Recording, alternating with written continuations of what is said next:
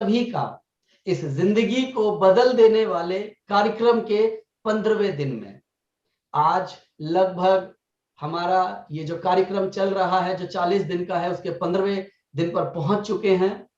बहुत अच्छा रिजल्ट है, बहुत बढ़िया फीडबैक है। जिनसे बात करो इसका परिणाम बहुत अच्छा बता रहे हैं। तो आप लोग जो पहली बार इस चैनल पर आए हैं, जीवन को बदल देने वाले इस कार्यक्रम का आनंद अगले 40 दिन तक और उसके बाद और भी इसी तरह का ज्ञान आपको मिलेगा, वो आप चाहते हैं लगातार मिल सके, तो सबसे पहले चैनल को सब्सक्राइब जरूर करके बेल आइकन दबाएं, ताकि जब भी कोई नया वीडियो आएगा आपको नोटिफिकेशन मिल जाएगा। साथ के साथ अगर ये ट्रेनिंग आपको बहुत बढ़िया लगती है तो आप लाइक का बटन दबा के जरूर हमें बताएं।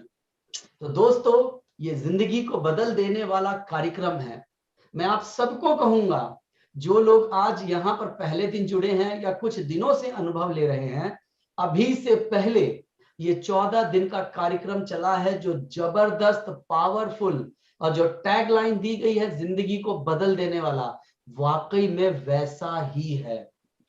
तो जो लोग आज जुड़ रहे हैं और जिन्होंने सारे अध्याय नहीं देखे हैं अभी तक, मैं कहूंगा समय निकालकर वो बाकी की वीडियोस भी जरूर देखें। जितना प्रभाव आज का सेशन आपके जीवन में डालेगा, जब उनको भी आप सुनते जाएंगे, अगर आपने नहीं सुना है तो आपको बहुत अच्छा और बहुत बढ़िया अनुभव मिलेगा। तो दोस्तों, इस कार्यक्रम में हमारे साथ रोज पूरे भारत से हमारे कुछ दोस्त हमारे साथ जुड़ते हैं, जो हमारे साथ इस कार्यक्रम को आगे लेके चलते हैं। मैं एक एक करके आपको सबसे मिलवाता हूं। सबसे पहले छत्तीसगढ़ राजनांदगांव से है परमानंद कोठले। परमानंद जी, स्वागत है आपका। थैंक यू सर, बहुत बहुत धन्यवाद सर। हमारे साथ कोल्हापुर महाराष्ट्र से हमारी दीदी है हर्षदा जी। हर्षदा जी, स्वागत है आपका।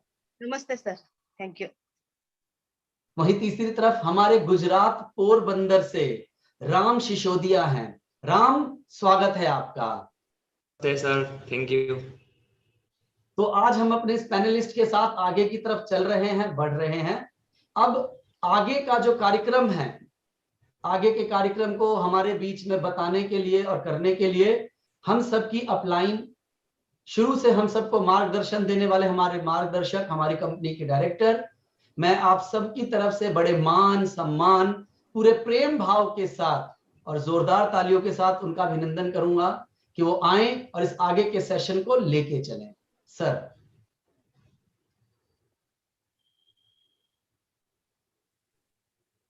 आप सभी को मेरा नमस्कार। वह सभी साथी जो YouTube पर हमें देख रहे हैं, उन सबको भी मेरा प्यार भरा नमस्कार।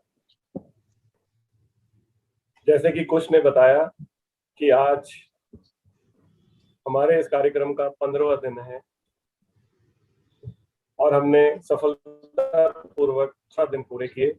मेरे पास भी बहुत सारे मैसेजेस आ रहे हैं लोगों के, जो हमें फीडबैक दे रहे हैं और वो कह रहे हैं कि हमारे मन में यदि कोई प्रश्न आता है तो आप पूछ लेते हैं, तो ऐसा लगता है कि हमारी बात भी सर तक पहुंच रही है।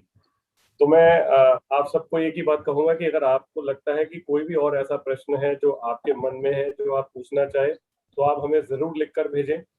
हमारी जो ईमेल आईडी है वो है magazine@lizgalway.com। आप उसके ऊपर पोस्ट कर सकते हैं, अपने सवाल भेज सकते हैं। और थोड़ा सा एक डिस्क्रिप्शन शुरू का मैं आपको बता देता हूँ। ये कार्यक्रम हम लगातार 40 दिन चलाने वाले हैं दोस्तों, जिसमें से आज 15वां दिन है। 40 दिन रखने का एकमात्र उद्देश्य ये है कि ये कार्यक्रम में जो विधि आपको सीखने को मिल रही है, जो ज्ञान आपको मिल रहा है, जो थीटा मेडिटेशन हमें रोमश्री जी करवा रही हैं, वो आपकी लाइफ का एक हिस्सा बन जाए। जैसे हमने सबने बचपन में ये सीखा था कि यदि दांतों को साफ करना है तो ब्रश करना जरूरी है। अब ऐसा थोड़ी है कि ब्रश कभी कभी हफ्ते में एक बार कर लिया, कभी महीने में कर लिया, वो तो हम रोज ही करते हैं, क्योंकि हमें लगता है दांतों की सफाई रोज जरूरी है। तो कल चेतन सर ने हम सब लोगों को मन को साफ करने का तरीका बताया, अशुद्ध मन की बात बताई। तो जिस प्रकार दांतों की सफाई जरूरी है, शरीर की सफाई जरूरी है, लगातार मन की सफाई भी जरूरी है, शुद्धि तो जरूरी है ही। तो ये कार्यक्रम लगातार 40 दिन इसलिए चलाया जा रहा है कि शुद्धिकरण आपका एक संस्कार बन जाए। आपकी आत्मा की शुद्धि, आपके मन की शुद्धि, आपके विचारों की शुद्धि, यदि 40 दिन आप इस कार्यक्रम में लगातार जुड़ जाते हैं तो मेरा अपना ये मानना है, मेरा ये दावा है कि ये शुद्धिकरण आपके जीवन का एक अहम हिस्सा बन जाए। फिर जैसे ही आपके मन में कुछ आएगा, कोई विचार आएगा, आप उसे कट करेंगे। मैंने अक्सर देखा है, मैं जब रोशनी जी के साथ शुरू में काफी समय मैंने इंटरेक्ट किया, तो जब भी इस तरह की बात कोई भी कहीं भी कह देता था तो वो कहती थी कट कट कट, यानी कि उनके अवेयरनेस की जो स्थिति है वो इतनी ज्यादा जागृत है कि कहीं भी कुछ गलत होता है तो कहती है कट, यानी क्योंकि हर शब्द की एक वाइब्रेशन, हमारे विचार और हमारे शब्द जो ऊर्जा है वो क्रिएट करते हैं और वो वाइब्रेशन हमारे पास दोबारा लौट कर आती है दोस्तों। तो you have to be very careful. मैंने पहले दिन भी कहा था, इस पूरे ब्रह्मांड में सबसे जरूरी बातचीत अगर आप किसी से करते हैं तो अपने आप से करते हैं, और आपकी वही बातचीत आपके भविष्य को तय करती है। आपकी वही बातचीत आपका भविष्य का निर्माण करती है। आपको किसी के साथ कैसा रिश्ता रखना है ये आप तय करते हैं। किससे? जब आप अपने आप से बात करते हैं। आपको कौन सा व्यापार करना है, कौन सा काम करना है, कैसे करना है, ये आप अपने आप से बातचीत करके करते हैं। तो सबसे महत्वपूर्ण वो बातचीत है जो आप अपने आप के साथ करते हैं, और वो बातचीत में पॉजिटिविटी हो, वो बातचीत में शुद्ध विचार हो, ये बहुत जरूरी है। इसलिए ये कार्यक्रम लगातार 40 दिन चलाया गया है।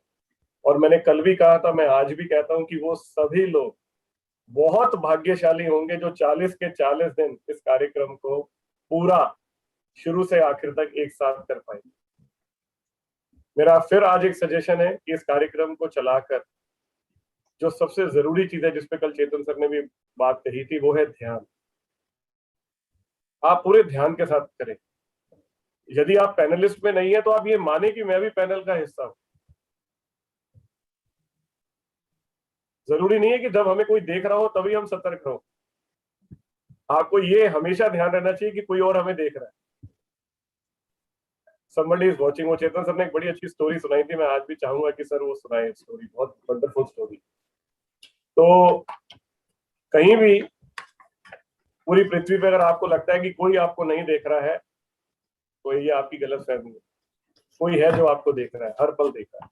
तो आप जो भी कर रहे हैं, जैसे चेतन सर ने बोला, कर्मयोग की बात बोली थी कि आप उसका काम कर रहे हैं। तो ये जो मीटिंग हम लोग अटेंड कर रहे हैं, ये जो सेशन हम लोग अटेंड कर रहे हैं, ये भी तो कहीं ना कहीं उन्हीं का आदेश है, ऊपर वाले का। तो यदि आप जिस भी रूप में उसे मानते हैं तो आप उनके इस आदेश का को फॉलो करें, और आप इसे पूरी ईमानदारी से करें, शुरू से अंत तक करें और पूरे ध्यान के साथ करें, ताकि आपको इसका पूरा लाभ हो सके। बस मैं यही कहना चाहूंगा। अब मैं फाइनली चाहूंगा कि चेतन सर भी हम सब लोगों को हेलो बोले। सर, सभी ग्लेज परिवार के सदस्यों को, जो कि मेरे भाई बहन माता पिता हैं, छोटे भाई हैं, छोटे बहन हैं, माता हैं, पिता हैं, जो मेरा परिवार है, ग्लेज परिवार के सदस्यों को मेरा अभिनंदन। और जो लोग ग्लेज परिवार से नहीं भी हैं और सिर्फ कार्यक्रम के साथ जुड़े हुए हैं, उनको भी मेरा अभिनंदन। सभी को हाथ जोड़ के राम राम, सत श्री अकाल, अस्सलाम वालेकुम, जय यीशु, जय भारत, जय गैलो। Over to Sarabjit ji. Thank you sir.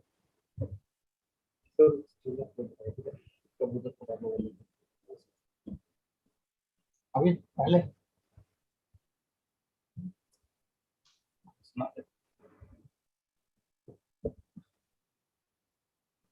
Sarabjit जी ने एक रिक्वेस्ट की है कि एक स्टोरी थी, कभी किसी समय पे हमने कही थी, वो सुना दी।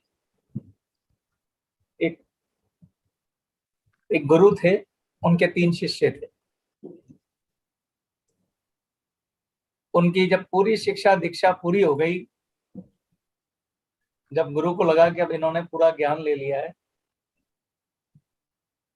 तो उन्होंने उनको बोला कि तुम में से कोई एक होगा जिसको मुझे ये गद्दी देनी चाहिए, तुम सबसे श्रेष्ठ हो और गुरु की आज्ञा में रहते हो, तो मैं तुम तीनों को ये एक एक कबूतर दे रहा हूं।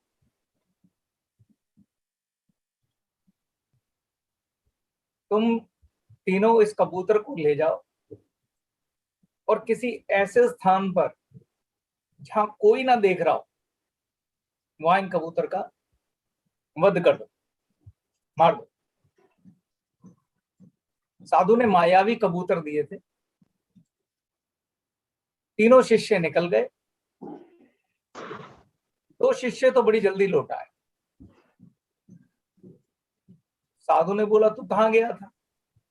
कह रहा गुरुदेव मैं यहाँ पास में ही एक गुफा थी, तो बिल्कुल वीरान गुफा थी, उसके अंदर गया, बिल्कुल गुप्त अंधेरे में, बिल्कुल अंधेरा जिसमें हाथ को हाथ नहीं सूझता। वहां जाके मैंने इस कबूतर का वध कर दिया आपकी आज्ञा अनुसार। दूसरे शिष्य से पूछा कि भाई तुम कहाँ गए? उसने बोला गुरुदेव यहाँ थोड़ी सी दूर पर एक सूखा कुआं है जो बहुत गहरा मगर सूखा है। मैं उस कुएं के नीचे उतरा, वहां पे कोई भी नहीं था, बिल्कुल वीरान। मैंने उसमें जाके इस कबूतर का वध कर। तीसरा शिष्य 10-15 दिन बाद लौटा, लेकिन उसके हाथ में कबूतर जिंदा ही था। तो गुरुदेव ने कहा कि भाई तू इसको मार के नहीं लाया, तूने गुरु आज्ञा का पालन नहीं किया। उसने बोला गुरुदेव आपने कहा कि कोई ऐसा स्थान ढूंढो जहां कोई ना देख रहा हो। मैं वन भटका, सब जगह गया, मुझे एक भी स्थान ऐसा ना मिला जहां कोई ना देख रहा हो, क्योंकि हर जगह वो परमपिता परमेश्वर, आप परमात्मा जो है वो तो देख ही रहा था, इसलिए मैं इसका वध नहीं कर पाता। तो हम जो भी कुछ कर रहे हैं, जो ज्ञान योगी हैं वो कहते हैं मेरी अंतरात्मा देख रही है, क्योंकि वो उसी को ईश्वर मानते हैं। जो भक्ति मार्ग वाले हैं वो अपने जिस भी इष्ट देव की पूजा करते हैं वो उसके लिए बोलेंगे कि वो तो देख ही रहे हैं, जैसे माँ दुर्गा देख रही है, भगवान कृष्ण देख रहे हैं। और कर्म योगी तो वैसे ही नहीं काट सकता। तो ये कथा ऐसे। बहुत थैंक यू सो मच, बहुत बढ़िया। तो जो मैसेज है दोस्तों, I hope it is very clear कि आप कोई भी ऐसा कर्म कर रहे हैं, यहाँ तक कि ये जो कार्यक्रम भी आप अटेंड कर रहे हैं, इसमें भी आप इसे पूरी ईमानदारी, पूरे ध्यान से देखें, क्योंकि ये भी ईश्वर का ही काम है। जो ज्ञान पाना है वो बहुत किस्मत वालों को मिलता है, और जो भी ज्ञान हम सब लोगों तक पहुंच रहा है, कहीं ना कहीं ईश्वर ने हमें चुना है। अगर चुना है तो हमें उसके साथ ईमानदारी करनी चाहिए और उसे पूरे ठीक तरह से सुनना चाहिए और ग्रहण करना चाहिए और उस पर काम करना चाहिए। तो परमानंद जी आपका, राम मेरे भाई आपका, और हर्षदा जी आपको देखकर सबको बहुत खुशी हो रही है। आप सबको बहुत प्यार भरा नमस्कार। नमस्कार सर, नमस्कार। मैं चाहूंगा रोमश्री जी अब आप इस कार्यक्रम को आगे लेके चलें। Over to Romashri ji, thank you very much. धन्यवाद सरबजीत जी और चेतन जी, कुश, परमानंद जी, राम सिसोदिया जी, हर्षदा जी, आप सबको मेरा नमस्कार, गुड मॉर्निंग। और जितने भी लोग इस वक्त हमें देख रहे हैं, हमसे जुड़े हुए हैं, आपको भी बहुत नमन और धन्यवाद हमारे साथ जुड़ने के लिए। और मैं अपने आप को भी बहुत भाग्यशाली मानती हूँ कि हम लोग इस चीज का हिस्सा है, जो शायद अभी हमें इस चीज का उतना महत्व नहीं पता लग रहा होगा, पर शायद आने वाले वक्त में और भी अधिक महत्व इस चीज का पता लगेगा, जिस यात्रा में हम सब लोग जुड़े हैं और ईश्वर हमसे ये सब करवा रहा है। तो उस ईश्वर का भी धन्यवाद। और सरबजीत जी ने एक बहुत अच्छी बात कही शुरुआत में, मन का शुद्धिकरण, जो कल चेतन जी ने बहुत डिटेल में हमें बताया कि सफाई बहुत जरूरी है। तो हम थीटा में हर रोज उस चीज को अब जोड़ना शुरू कर दिया है। 3 चीजें जो हमारे अंदर खलबली मचाती हैं जब कुछ अच्छा ज्ञान भी मिलता है तब भी। तो वो है फियर, डाउट और डिसबिलीफ, यानी डर, शक और अविश्वास। चाहे कितना भी अच्छी चीज हमें मिल जाए, पर ये 3 चीजें अंदर खलबली मचा देती हैं। हमारे डर सामने आकर खड़े हो जाते हैं, क्योंकि हमारा कंफर्ट जोन शायद वही जो अशुद्ध था उसके साथ बन चुका है। तो जब अच्छी चीजें मिलने लगती है तो हमारे अंदर कुछ खलबली मचती है। तो मुझे तरह तरह के मैसेज लोग कर रहे हैं कि हम डर जाते हैं थीटा में जाकर। कोई कहता है मुझे खांसी शुरू हो जाती है, कोई कहता है मुझे चक्कर आने लगते हैं, कोई कहता है मैं सो जाता हूँ, पूरा प्रोसेस नहीं कर पाता हूँ। तो ये तरह तरह के हमारे अंदर के डर, शक और अविश्वास है, या पुरानी ऐसी इमोशंस हमारे अंदर दबे हुए हैं जो खलबली मचाते हैं जब अच्छी चीजें हमारे अंदर आती हैं। तो उसे निकालना बहुत जरूरी है। जैसे चेतन जी ने बताया कि अगर आपको कुछ हैबिट नहीं बनानी है तो आपको जो पुराना फोल्डर है उससे बड़ा नया फोल्डर अपने अंदर बनाना पड़ेगा, यानी नए बीज बोने पड़ेंगे। तो जो किसान लोग हैं वो समझेंगे जब आप नया कुछ बोते हैं तो आपको खरपतवार निकालनी भी जरूरी होती है, आप उसके बीच में ही नहीं बो सकते नए बीज। तो हम लोग थीटा में जाकर अपने डर, अविश्वास और जो हमारे शक हैं, पता नहीं जो मुझे दिख रहा है वो होगा या नहीं, या जो मैं चाहता हूँ वो मैं डिजर्व करता हूँ या नहीं, क्या अब मेरे पास अवसर है भी या नहीं। तो अवसर है। जो लोग इस वक्त, मुझे ऐसे भी लोगों के मैसेजेस आते हैं कई बार कि मैं आईसीयू में हूँ, डॉक्टर ने बोल दिया बस थोड़ा ही टाइम बचा है, उनके पास भी अवसर है। अवसर सबके पास है। तो कुदरत तो निरंतर चलती रहती है, हमें दोबारा भेजती रहती है। तो हर पल का हमें, मुझे लगता है कि पूरा पूरा इस्तेमाल कर लेना चाहिए जो हमें अवसर मिला है। तो थीटा करेंगे। थीटा के बारे में मैं रोज थोड़ा बहुत बताती हूँ डिटेल में, पिछले एपिसोड में आप देख भी सकते हैं। तो थीटा ऐसी मस्तिष्क तरंगे हैं जहां पर आप बहुत अधिक रचनात्मक हो जाते हैं। आपकी मस्तिष्क की तरंगे बहुत धीमी हो जाती हैं और एक कल्पना का रोड मैप है जिसे आप फॉलो करते हैं। मैं आपको बताती हूँ, जैसे गाइडेड मेडिटेशन होती है और इसमें आपको चाहे झलक दिखे, दृश्य दिखे या महसूस हो या विचार आए, वो सब समान रूप से प्रभावशाली हैं। और पूरे मेडिटेशन में आपका उद्देश्य है अपनी ऊर्जाओं को ऊपर की ओर खींचना। बेशक आपको कुछ महसूस हो या ना हो, धीरे धीरे महसूस होने लगेगा, मगर शुरुआत में आपका उद्देश्य यही होना चाहिए कि ऊपर की ओर खींचना है ऊर्जाओं को। तो शुरू कर लें हम थीटा मेडिटेशन। जी। तो आप लोग सभी आराम से बैठ जाएं, जितने भी लोग मुझे सुन रहे हैं। अगर आप नहीं बैठ सकते हैं तो आप लेट कर भी कर सकते हैं, किसी भी अवस्था में कर सकते हैं, पर अच्छा रहेगा अगर रीढ़ की हड्डी सीधी रहे, क्योंकि ऊर्जाएं ऊपर की ओर खिंचती हैं। आंखें बंद, मुंह बंद, शरीर सीधा मगर आराम की स्थिति में। जब आप आंखें बंद करें तो अपने मन की गति को देखें। जो आपके अंदर देखने वाला है वो मन को देखे कि किस और मन सबसे पहले भागता है।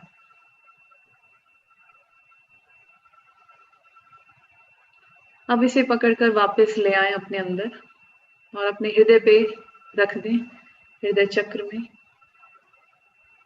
अपनी सभी विचारों को, ऊर्जाओं को, जहां कहीं पर भी वो जाना चाहते हैं या उलझे हुए हैं, थोड़ी देर के लिए वहां से सुलझा कर अपने अंदर ले आए। थोड़ी देर के लिए अपने साथ हो जाए, सिर्फ और सिर्फ अपने साथ। और जिस भी ऊर्जा में आपका यकीन है उनसे सहयोग मांग सकते हैं, उनसे प्रार्थना कर सकते हैं कि इस प्रक्रिया में मेरा सहयोग करें, मुझे ऊर्जा दें और मेरा मार्गदर्शन करें, ताकि मैं इस प्रक्रिया को सफलतापूर्वक पूरे फोकस के साथ करूं। अब अपने अंदर आ जाएं और 3 गहरी सांसें नाक से अंदर और मुंह से बाहर। पॉजिटिव ऊर्जाएं अंदर और नकारात्मक ऊर्जाएं बाहर। सारा प्रकाश अंदर और सारा अंधकार बाहर। ब्रह्मांड में उपलब्ध सारा बेशर्त प्रेम अंदर, और वो सारी ऊर्जाएं जो प्रेम नहीं है आपके सिस्टम से बाहर। धीरे धीरे सामान्य सांसों की ओर लौट आए, नाक से ही अंदर और नाक से ही बाहर।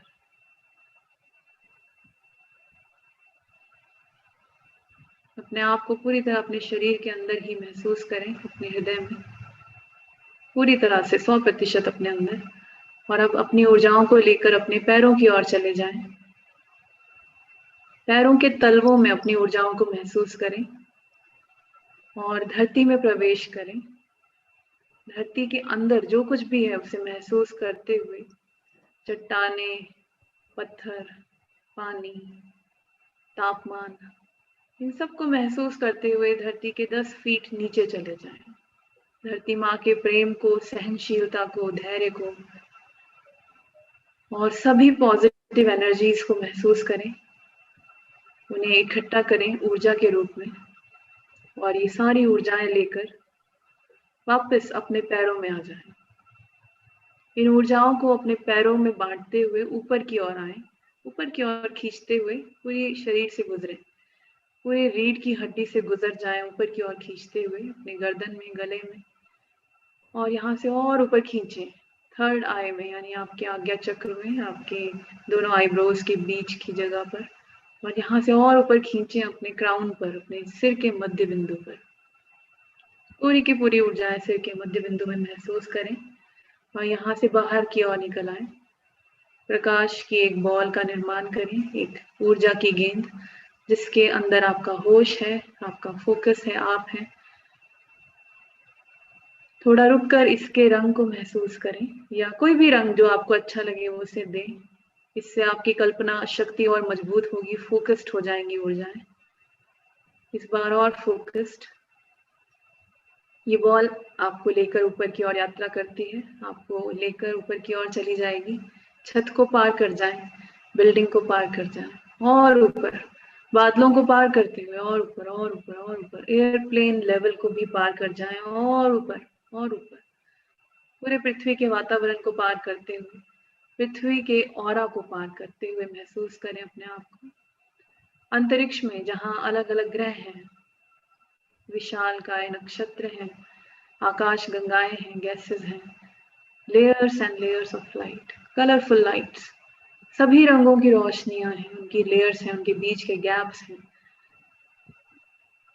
उन सबको पार करें। Dim light, dark lights, bright lights, colourful lights, layers and layers of light, इन सबको पार करते हुए और ऊपर और ऊपर और ऊपर और ऊपर और ऊपर की ओर खींचते जाए और आप पहुंचते हैं अंतरिक्ष के अंतिम बिंदु पर, इसे भी पार कर जाए। और अब आप हैं गोल्डन लाइट में, सुनहरे प्रकाश में, जो उच्च ऊर्जाओं का तल है। इन ऊर्जाओं से परिचित हो, महसूस करें इन्हें।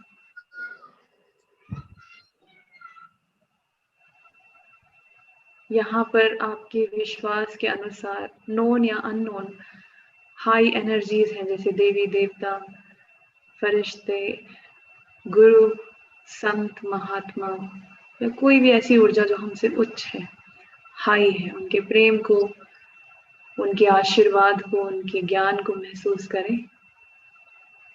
अगर और ऊपर की ओर चले जाए, और ऊपर की ओर एक और लेयर आएगी, परत आएगी जो जेली की तरह है, जेल की तरह है, उसमें प्रवेश करें। आपकी बॉल ऑफ लाइट यहाँ मेल्ट हो जाएगी, घुल जाएगी, आप आराम से तैरते हुए और ऊपर की ओर निकल आए, नियमों के तल पर, जहाँ आकार है, चिन्ह है, प्रतीक है, सिंबल्स हैं। इस ब्रह्मांड के कॉस्मिक लॉज हैं, नियम है, जैसे आकार का नियम, समय का नियम, स्थान का नियम, आकर्षण का नियम, गुरुत्वाकर्षण का नियम, कर्मा का नियम, कारण और प्रभाव का नियम, जीवन का नियम और मृत्यु का नियम, सारे नियम जिनसे ये कुदरत चल रही है, उनको आप प्रतीकों के रूप में महसूस करते हुए और ऊपर की ओर खींचे अपनी ऊर्जाओं को, और ऊपर चले जाएं, और ऊपर और ऊपर और ऊपर, सबसे उच्चतम नियम पर, जो है लॉ ऑफ कंपैशन, करुणा का नियम, जिसकी कल्पना आप गुलाबी रोशनी के रूप में कर सकते हैं। इसमें प्रवेश करें और सारी गुलाबी रोशनी, पिंक लाइट को अपने अंदर इनहेल करें, भरें। करुणा का नियम सबसे मजबूत और शक्तिशाली है, जो सब कुछ पिघला सकता है। आपके अंदर का तनाव, डर, शक, अविश्वास, यादें, दर्द, तनाव सब बह जाए। यहाँ पर सिर्फ और सिर्फ करुणा ही करुणा अपने अंदर भर लें, बेशर्त प्रेम को अपने अंदर भरें, पिंक लाइट को अपने अंदर भरें, और ये आपको बहुत लाइट कर देगी, हल्का कर देगी, और ऊपर की ओर धकेल देगी, आराम से उस द्वार की ओर जो ईश्वर की ऊर्जा के तल की ओर खुलता है, जहां कोई आकार नहीं रहता। पहले अपना सिर और फिर बाकी का शरीर ऊपर की ओर प्रवेश करें। यहाँ सिर्फ और सिर्फ सफेद रोशनी है, कोई आकार नहीं है इसमें, और ऊपर की ओर बढ़ते जाएं जब तक कोई आकार न रहे, कोई विचार न रहे, सिर्फ और सिर्फ सफेद रोशनी रह जाए, कोई शब्द न रहे, कोई आकार, कोई विचार, कोई भी धारणा, कुछ बचे ना, सिर्फ सफेद रोशनी। इस बार ईश्वर से कहें, मुझे और ऊपर की ओर खींचे। ये वो तल है जो अनंत है। इसे आप ईश्वर, अल्लाह, कुदरत, ब्रह्मांड की ऊर्जा, रचनात्मक ऊर्जा, कुछ भी कह सकते हैं। ये वो ऊर्जा है जिससे सब कुछ बना है। Source of all sources, home of all homes, आपका स्रोत। और यहाँ क्योंकि कोई आकार नहीं, आप भी यहाँ एक हो जाएं इस ऊर्जा में, जैसे चीनी दूध में घुल जाती है, जैसे नदी सागर में मिल जाती है। एक एक अणु आपका ईश्वरीय ऊर्जा में एक हो रहा है। एक होने के इस भाव को महसूस करें। और यहाँ हम उन लोगों के लिए एक विचार, कमांड या रिक्वेस्ट क्रिएट करेंगे जो किसी भी प्रकार के कष्ट से गुजर रहे हैं और हमसे प्रत्यक्ष या अप्रत्यक्ष रूप से जुड़े हैं। तो आप मेरे साथ दोहराएंगे, मगर मन में ही, ताकि आप इसी अवस्था में रह सकें। ईश्वर, मैं और आप एक हैं, कोई अलगाव नहीं है। ईश्वर ये आदेश है या रिक्वेस्ट है या प्रार्थना है कि वो सभी लोग जो मेरे जीवन में हैं, मुझसे प्रत्यक्ष या अप्रत्यक्ष रूप से जुड़े हैं या किसी भी प्रकार के कष्ट से गुजर रहे हैं, शरीर में है या शरीर से बाहर है, उन सबको बेशर्त प्रेम भेज दें, सबसे उच्चतम और सबसे बेहतर तरीके से, highest and the best way. धन्यवाद क्रिएटर, धन्यवाद ईश्वर। ये हो गया, ये हो गया, ये हो गया। क्रिएटर मुझे दिखाओ। और कल्पना करें एक विशाल ऊर्जा की गेंद की, जो कि प्रतीक है आपके यूनिवर्स का, आपके जीवन का, जिसमें वो सभी लोग हैं जिन्हें आज वो ऊर्जा पहुंचनी है। अपने मन में उस ऊर्जा की गेंद में आप प्रवेश करें और दृष्टा हो जाए, विटनेस बन जाए, प्योर ऑब्जर्वर, देखने वाला व्यक्ति। और देखें कि किस प्रकार ईश्वरीय ऊर्जा उन सभी लोगों के भीतर पहुंच रही है जो आपसे जुड़े हैं, जिन्हें आज इस ऊर्जा की जरूरत है। ईश्वर जानता है कि कहाँ तक ये ऊर्जा पहुंचनी है आपके माध्यम से।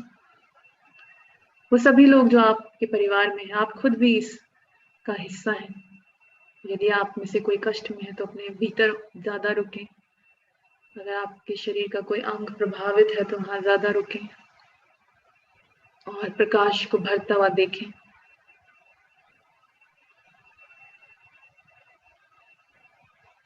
थोड़ी देर के लिए आप मेरी आवाज नहीं सुनेंगे और उस पूरी बॉल में जितने भी लोग आपको ईश्वर दिखाना चाहे या महसूस कराना चाहे वो कराएंगे। आप साक्षी भाव से महसूस करें।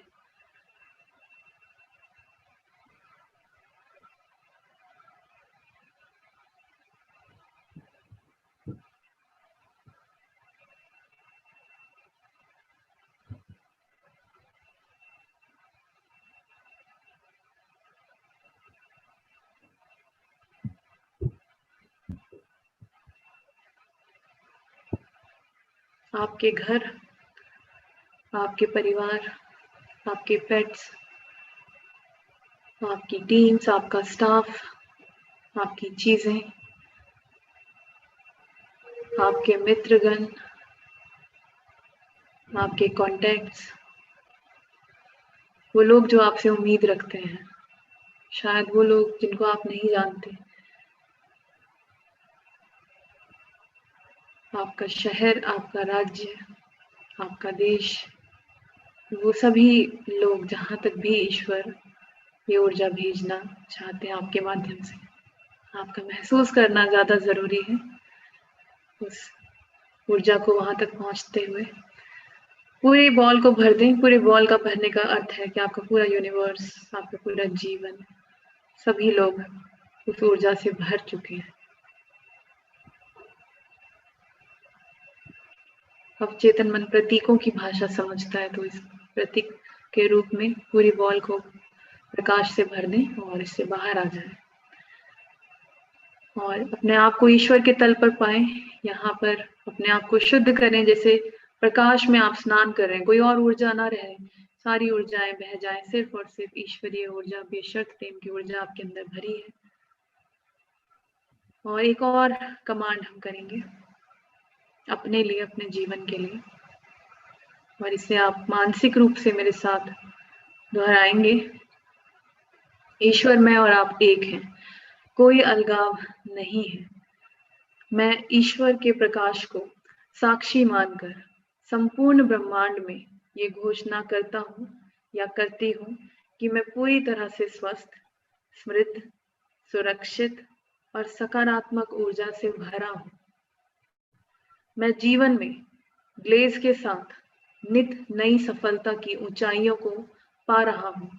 मेरी समृद्धि, स्वास्थ्य, लाभ और खुशियों का स्रोत ईश्वर ही है। मैं अनंत ऊर्जा, स्वास्थ्य, सफलता और समृद्धि का स्वागत करता हूँ और इस सब का सदुपयोग करने वाली बुद्धि का भी स्वागत करता हूँ। मैं ईश्वर का आभारी हूँ और सभी उच्च गुणों को सीख रहा हूँ। मैं मन, वचन, कर्म, शरीर और आत्मा से संपन्नता, प्रसन्नता, स्वास्थ्य और उच्च ऊर्जाओं को निरंतर ग्रहण कर रहा हूँ। मैं अपने परिवार और ग्लेज के साथ एक अद्भुत, स्वस्थ, समृद्ध, सकारात्मक, ऊर्जावान, ईमानदार, सफल, उपलब्धिपूर्ण और कल्याणकारी जीवन जी रहा हूँ। धन्यवाद ईश्वर, ये हो चुका है, ये हो चुका है, ये हो चुका है, मुझे दिखाए। इसके साथ जो आपने अपनी लिस्ट बनाई है उसे भी आप मैनिफेस्ट करें। ईश्वर, जो कुछ भी मैंने अपने लिस्ट में लिखा है अब वो सब मेरे जीवन में है, मुझे दिखाएं। उसी तल पर साक्षी हो जाए, दर्शक हो जाए, देखने वाला, महसूस करने वाला। अपने उस जीवन की कल्पना करें या फिर साक्षी भाव से देखें जहां आप पूरी तरह से स्वस्थ हैं, पूरी तरह से समृद्ध हैं, सुरक्षित हैं, पॉजिटिव हैं, खुश हैं और कल्याणकारी हैं। और वो सभी चीजें और अनुभव जो आप चाहते हैं वो आप पा चुके हैं। थोड़ी देर के लिए आप उस जीवन को वहां जिएं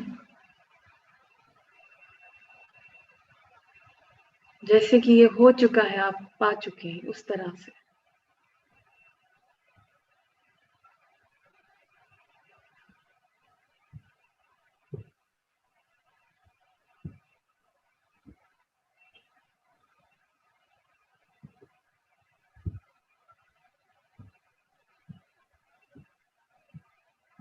बहुत ही बढ़िया। और अब इस मूवमेंट पर हम उन चीजों को रिमूव करेंगे जो हमारे अंदर अब जिनका कोई काम नहीं है, things which are not serving us now, वो ऐसी चीजें जो अब हमारे काम की नहीं है। तो ईश्वर से आप मन में दोहराएंगे, ईश्वर मेरे अंदर से हर प्रकार के डर, शक, अविश्वास, नेगेटिविटी और वो सभी चीजें जो अब मेरे विकास में सहयोगी नहीं है, बाधक हैं, उन्हें मेरे अंदर से खींच कर निकाल दें और उसकी जगह मेरे अंदर बेशर्त प्रेम और वो सभी नए अनुभव जो मैंने चाहे हैं वो मेरे अंदर भर दें सबसे उच्चतम और सबसे बेहतर तरीके से। धन्यवाद क्रिएटर, ये हो गया, ये हो गया, ये हो गया। क्रिएटर मुझे दिखाए। साक्षी भाव से महसूस करें अपने अंदर से वो सभी ऊर्जाओं को खिंच खिंच कर निकल कर जाते हुए जो कि अब आपके विकास में सहयोगी नहीं है। हर प्रकार के डर, बीमारियां, तनाव, नेगेटिव एनर्जीज, अविश्वास, शक, वो सब आपके अंदर से किसी भी रूप में ऊर्जा के रूप में खिंच खिंच कर निकल कर जा रही हैं और उसकी जगह नई ऊर्जाएं भर रही हैं। पूरी तरह से भर लें, सरेंडर कर दें वो सारी चीजें जो अब आपके विकास में बाधक हैं, सहयोगी नहीं है। रिलीज कर दें और ईश्वर से कहें कि मैं अपनी वो 3 उपलब्धियां देखने के लिए अब तैयार हूं जो मेरे जीवन में किसी तल पर घट चुकी हैं और मुझे जीनी है भविष्य में। ईश्वर मुझे दिखाए, मैं तैयार हूं। पहली उपलब्धि पूछे उस उच्चतम जीवन में, हाईएस्ट और बेस्ट जीवन में आगे बढ़ने, अपने मन को पुश करें और ऊपर की ओर हाईएस्ट अचीवमेंट, हाईएस्ट उपलब्धि।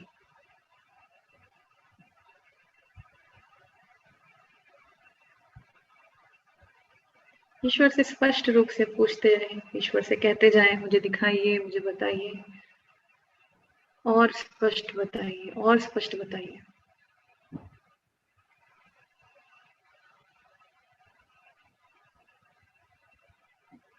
पहली उपलब्धि को अपने मन में नोट कर लें और दूसरी उपलब्धि मांगे, आगे बढ़े और जैसे कोई पर्दा हटाते हैं और आगे बढ़ जाते हैं, उस तरह से दूसरी उपलब्धि क्या है जो आप जीने वाले हैं। ईश्वर से पूछते जाएं, बार बार पूछिए।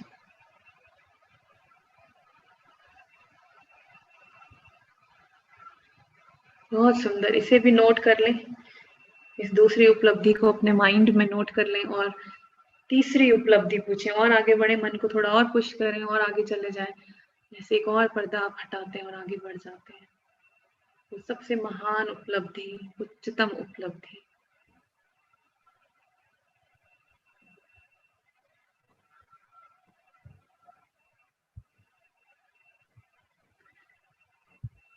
बहुत सुंदर, जो भी आप महसूस कर रहे हैं उस पर पूरा विश्वास करें, यकीन करें, आप इसे डिजर्व करते हैं, अधिकारी हैं इसके, और इसीलिए आप ये महसूस कर पा रहे हैं। इसे इकट्ठा करें, इन सभी ऊर्जाओं को, ईश्वर का धन्यवाद करें और नई ऊर्जाओं को लेकर अपने अंदर आ जाए, अपने क्राउन से अपने सिर में प्रवेश करें, लाइट स्विच ऑन करें और पूरे शरीर में दृष्टा भाव से महसूस करें, इस नई ऊर्जा को बहता हुआ देखें, महसूस करें कि बहुत शक्तिशाली प्रकाश आपके शरीर में फैल रहा है। यदि आपको कोई शारीरिक कष्ट है तो उस अंग में, उस भाग में ज्यादा रुकें और ज्यादा प्रकाश भरें।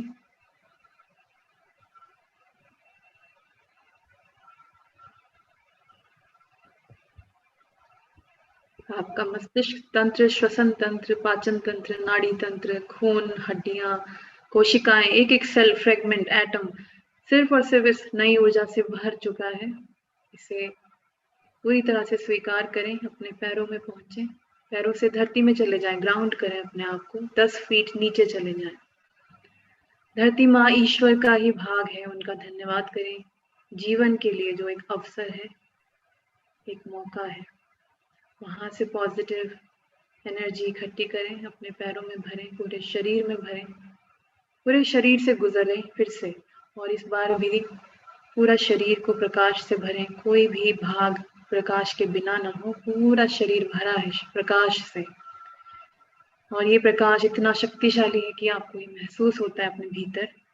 अपने क्राउन में पहुंचते हैं, सिर के मध्य बिंदु में, यहाँ से निकले, मगर इस बार जब निकले तो पूरे ऑरा में, अपने शरीर के चारों ओर प्रकाश ही प्रकाश भर दें, नई ऊर्जाएं भर दें। ये आपका ऊर्जा चक्र है, ऑरा है, और एक विचार करें कि मेरा ऑरा सुरक्षित है, मजबूत है, ऊर्जावान है, प्रोटेक्टेड है, पॉजिटिव है, और कोई भी एनर्जी, कोई भी ऊर्जा यदि इसे छुएगी तो वो भी पॉजिटिव एनर्जी में बदल जाएगी। जिन भी दृश्य या अदृश्य शक्तियों की वजह से आज हम सब यहाँ पर हैं, उन सबका धन्यवाद, ईश्वर का धन्यवाद। और धीरे धीरे आंखें खोल लें, वर्तमान पल में आ जाएं, एकदम से बातचीत नहीं करेंगे, इस ऊर्जा को महसूस करें। आंखें खुली हैं मगर आप फिर भी कनेक्टेड हैं ईश्वर से, इसी ऊर्जा में आप सारा दिन रहेंगे। और अगर हो सके तो थोड़ा सा पानी आप पी लें, ताकि जो आपने अभी अभी रचा है वो आपके भौतिक शरीर में, आपके सेल्स में रजिस्टर हो जाए, एक सॉलिड रियलिटी की तरह।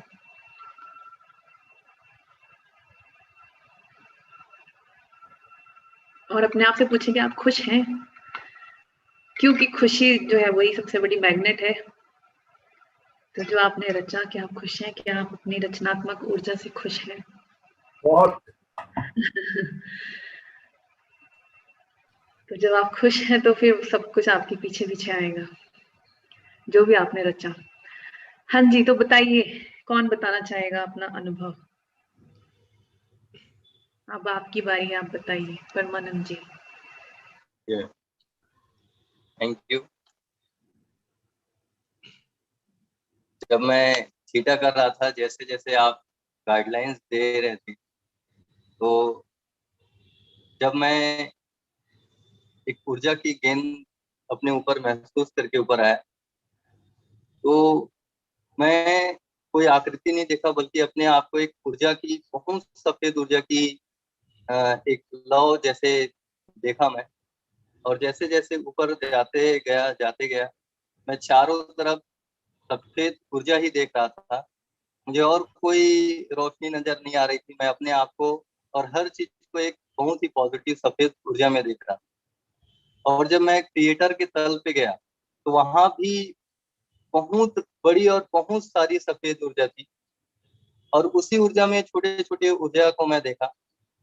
और जब आप पूरे हमारे आसपास के लोग, दोस्त मित्र जो स्वस्थ हैं या अस्वस्थ हैं, उनके लिए जब क्रिएटर से ऊर्जा मांग रहे थे, जब उनको भेजने की बात हो रही थी, और जब मैंने साक्षी वो ऊर्जा भेज करके जब मैं साक्षी भाव से देखा, तो मेरे आसपास कोई बहुत बड़ा चेहरा या लोग नहीं दिखे, बल्कि सिर्फ चेहरा दिखाई दिया, जो कि बहुत हंस रहे हैं, मुस्कुरा रहे हैं, खुश हैं। सिर्फ मुझे हंसते हुए चेहरा नजर आया। बहुत सारे हंसते हुए चेहरे हैं जो कि मुस्कुरा रहे हैं, खिलखिला रहे हैं, हंस रहे हैं। और जब आपने उपलब्धियों की बात कही, तो जो सबसे पहले उपलब्धि मैं देखा वो ये है कि मैं एक बहुत बड़े स्टेज पे हूँ, जहाँ मेरे एक तरफ संजीव सर हैं जो मुझे कस के पकड़े हुए हैं, आलिंगन कर रहे हैं, और एक तरफ सरबजीत सर और चेतन सर हैं, और इनके बीच में मैं हूँ। एक बहुत बड़ा ट्रॉफी है, ट्रॉफी के साथ साथ एक बहुत बड़ा जो चेक है वो है। मैं उसमें अमाउंट नहीं देखा, बट ट्रॉफी में साफ साफ देखा, बड़ा चेक देखा।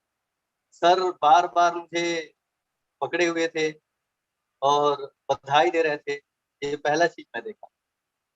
दूसरा चीज देखा मैं कि मेरे आसपास बहुत सारे लोग हैं, उनके बीच में मैं हूँ, और सब लोग मुझे अभिवादन कर रहे हैं, दुआ दे रहे हैं। सब लोग मुझे ही देख रहे हैं, और एक मैं बहुत बड़े कार में हूँ, बहुत सारे जन सैलाब है जिनके बीच में मैं हूँ। वो क्या हो रहा था ये तो मुझे नहीं पता, लेकिन बहुत सारे लोग हैं जो मेरे तरफ हैं, बहुत सकारात्मक ऊर्जा के साथ हैं।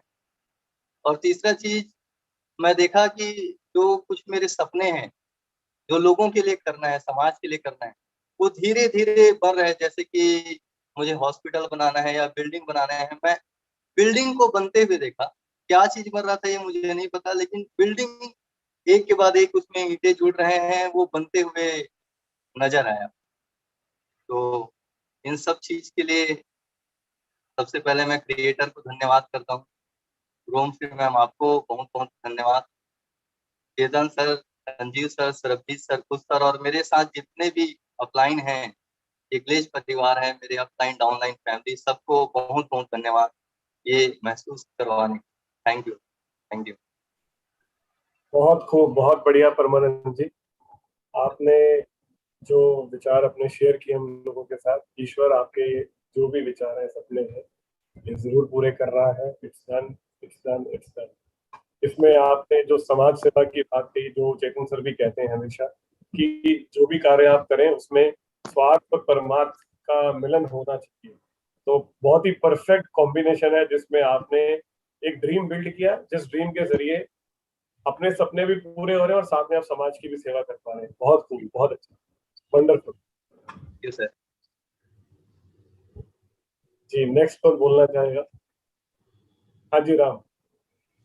पहले तो मैं रंजन मैम का धन्यवाद मानना चाहता हूँ कि ये ऐसा स्टार्ट किया कि हम सभी लोग इस पे आ सके। पहले मैं बहुत नेगेटिव फील करता था और बहुत नेगेटिव होता था कि काम कैसे करूंगा, कैसे होगा, लेकिन जब से मैं ये सब कुछ कर रहा हूँ तो मैं फुल पॉजिटिव, मैं 24 घंटे पॉजिटिव रहता हूँ और पॉजिटिवली सब काम करता हूँ। मैं कभी नेगेटिव सोचता ही नहीं है कि कोरोना है, ये है, कुछ सोचता ही नहीं। मैं सिर्फ काम पे ही फोकस करता हूँ कि ये मेरा काम है और सुबह से लेकर शाम तक मुझे यही काम करना है। और जो तीन चीजें जो देखने की बोली थी कि वो हम देखें, तो उसमें पहली चीज कि गुजरात में royal president, star royal president की लाइन लगी हुई है और सभी लोग अपनी लग्जरी कार के साथ है। ये मैंने पहला देखा। और दूसरा देखा कि हमारे भारत देश में खेती प्रधान, हमारा जो देश है वो खेती प्रधान देश है, तो ग्लेज की सब प्रोडक्ट यूज करते हैं और हम ग्लेज के सब डिस्ट्रीब्यूटर उसके पास से ही प्रोडक्ट लेके उसको देते हैं, ताकि हमारे खेडूत भी आगे बढ़ रहे हैं और हमारा भारत देश के जो खेडूत है वो सभी के विकास हो रहे हैं और ग्लेज भी आगे बढ़ रही है। और ग्लेज वर्ल्ड की नंबर 1 कंपनी है, वो भी मैं देख रहा था कि नहीं, ग्लेज की नंबर 1 कंपनी है और हम सभी लोग सारे वर्ल्ड में जा रहे हैं और सभी जगह पे। मैं एक गुजरात में छोटे से गांव का हूँ, लेकिन भारत में नहीं, सारी इंडिया वर्ल्ड लेवल में मेरी टीम है। मैंने दूसरा देखा। और तीसरा मेरा सबसे बड़ा ड्रीम है कि मुझे भारत में जो भी गौ माता है वो सभी दर दर भटक रहे हैं, तो मेरा एक सबसे बड़ा ड्रीम है कि मैं सभी जो माता है, गौ माता, उन सभी माताओं के लिए काम करना चाहता हूँ। सभी गौ माता साथ, मतलब कि एक गौशाला बनाना चाहता हूँ सभी गौ माताओं के लिए। ये मैंने तीसरा देखा। थैंक यू मैम, और thank you Chetan sir, Sanjeev sir और सभी लोग, कुछ सर की थैंक यू।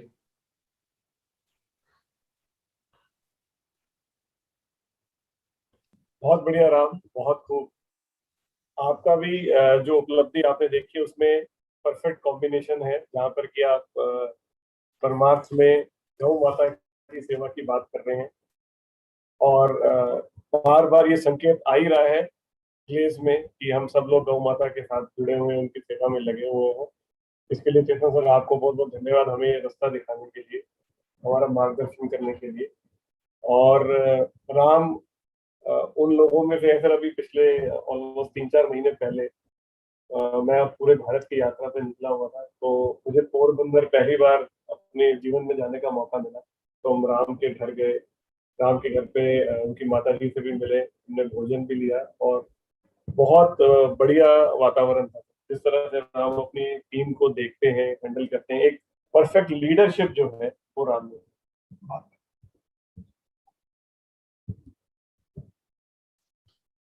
तो हर्षदा जी हैं महाराष्ट्र में। जब मैं हम सब वहाँ थे अपना कोल्हापुर में, तो वहां पर भी भोजन करने का मौका मिला था। कल माधुरी जी आई हुई थी, उनके घर पे भी हर्षदा मैडम भी वहां पर मौजूद थी। तो हर्षदा जी आप बताइए प्लीज, आपका अनुभव कैसा है?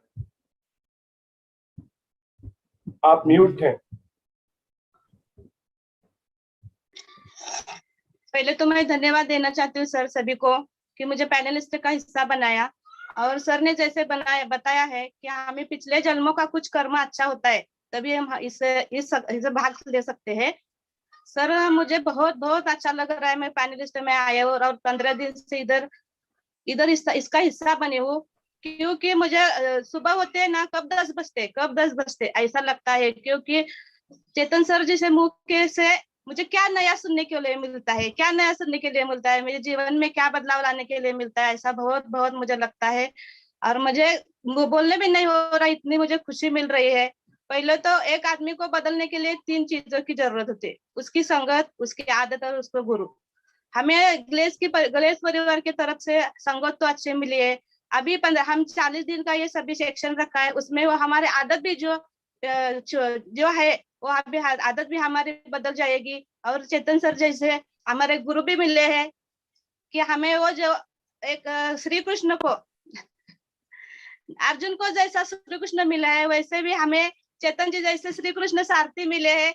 वो हमें मुझे बहुत अच्छा फील हो रहा है, बहुत आनंद हो रहा है। मुझे बोलने का शब्द भी नहीं हो रहा है, इतने में मैं आपको सामने बोलकर सर मुझे बहुत खुशी मिल रही है।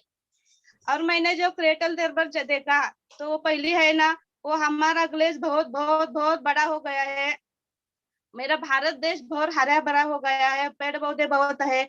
उधर वो पानी है ना, वो शुद्ध पानी है, शुद्ध हवा हमें मिल रही है। और हमारे ग्लेज के परिवार जो है गैल्विन है, वो सभी के उसे सपने पूरे हो गया है। वो बहुत आनंद है, उसके चेहरे पे जो आनंद है वो हम शब्दों में बयान नहीं कर सकते सर। इतना मुझे बहुत अच्छा लग रहा है उनके वो चेहरे देखकर। और हमारे गैलवे के स्कूल है, पाठशाला है, कॉलेजेस है और अस्पताल है। अभी इसे सब मैंने महसूस किया है सर। और वो अस्पताल में है ना, वो सभी मरीज वो अच्छी तरह से हमें बाय बाय करके मुस्कुराते हुए जा रहे हैं, क्योंकि हमारा प्रोडक्ट है वो अच्छा है, आयुर्वेदिक है सभी मिलकर। दूसरी चीज मैंने वो देखी है, वो मेरे साथी है, जब मैं थाईलैंड को क्वालिफाई हुई, लेकिन मेरे साथी जो सभी है वो हम सभी थाईलैंड में है, वो बीच में समुद्र के बीच पे है, बीच पर है, और उनके चेहरे पर वो जो आनंद है, वो नया नया सभी देख रहे हैं, क्या है इधर नया क्या मिलना है, मिल रहा है, ये देखने के लिए उनके चीज पर जो चेहरे पर आनंद है वो भी बहुत अच्छा है।